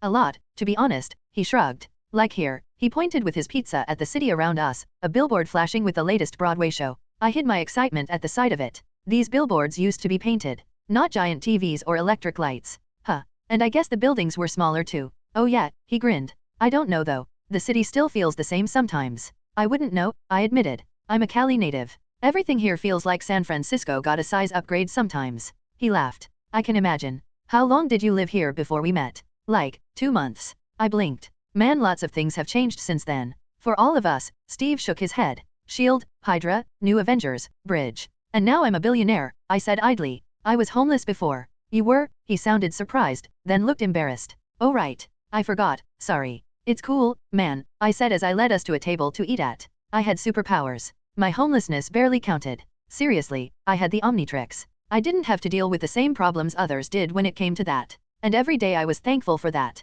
It's why one of the first things I'd done with the money X and Jarvis stole from Hydra was donating it to shelters and programs focused on helping homeless people recover their lives. We sat together for a while, eating our food in silence. Steve surprised me when he reached into a pocket and pulled out a notebook. No, actually, a sketchbook. One SEC, he said politely. He started drawing, quickly bringing an image of Times Square to life in pencil. I didn't disturb him, just watching. I wasn't sure how seriously he took his art, but I'd learned to let people do their thing when the inspiration struck. When he finished, he put it away and looked around. So, where to now? Well, now we go shopping. I grinned. I have a room at the tower now. So do you. Let's decorate them, fill them with cool things we don't need. He winced. I'm not sure about that. I never really was the kind to just get things I don't need. Me neither. I got up. But then, I never really had the chance to do that much. Plus, it's my day off. I can be an idiot if I want. And hey, we still have a few places to hang out. You down? Steve shook his head, shrugging with a grin. Yeah, sure. Where to first? A nerd store, I said easily.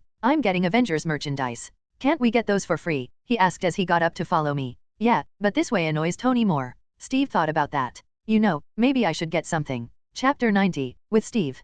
Cap and I bought what had to be 100 pounds of ridiculous things to take back to the tower, most of which I had delivered. We took a cab to Forbidden Planet, this famous nerd shop on Broadway, and went crazy. Most of it was posters and statuettes I would have bought back in my world, as well as enough books to fill a library and a whole lot of Warhammer toys. Our favorite was a life-size statue of Iron Man, which I sent to Tony just to see what his reaction would be. It took us a while though. We ended up having to sign half the stuff we tried to buy. We made it about a minute when we entered the comic book shop and started walking around. I think the only reason we lasted so long at all was due to my Hulk and Cap's Black Widow shirts, which made us look like casual nerds. Right up until Cap curled a bicep. Then people looked over at us, blinked, and looked over at merchandise with our faces. Excuse me. A kid, who couldn't be older than 16, came up to us first, looking up at Cap with wide eyes. Are you Captain America? Steve, bless his heart, answered as humbly as ever. Steve Rogers. He held out his hand for a shake. The kid hyperventilated, then took his hand. Oh my god, this is so awesome, he said happily. I felt like hugging the guy because that was exactly my thought when I first met Steve. Quickly, phones rose up and I felt myself panic. With the finely honed instincts of a nerd, I yelled out to the store. If you don't tell anyone we were here, Steve will sign stuff for you guys. Every man and woman in the room froze. I kept talking. He'll also take selfies. What about you? An older woman asked. I looked over at her to answer. Then I double-taked. Holy shit, she was wearing a Ben 10 t-shirt? Holy shit, she was wearing a Dial t-shirt. Before I could hyperventilate as well, Steve put an arm around my shoulders. Of course Mahmoud will, Steve said with that projecting way of speaking that made your voice easy to hear without needing to yell. We just came to shop. We'd really appreciate it if you guys could keep our presence secret so we can have a good rest of our day. And you'll still take selfies, the woman asked, sounding excited. Of course, Steve said confidently. As the people spoke excitedly, Steve leaned towards me and whispered. That's a photo of your face with your phone you take yourself, right? I like those. I laughed, suddenly feeling really good. I mean, these were my people. Pretty much every nerd, every good and honest to God good nerd knows the feeling. It's a bond that fills the community, ties us across fandoms.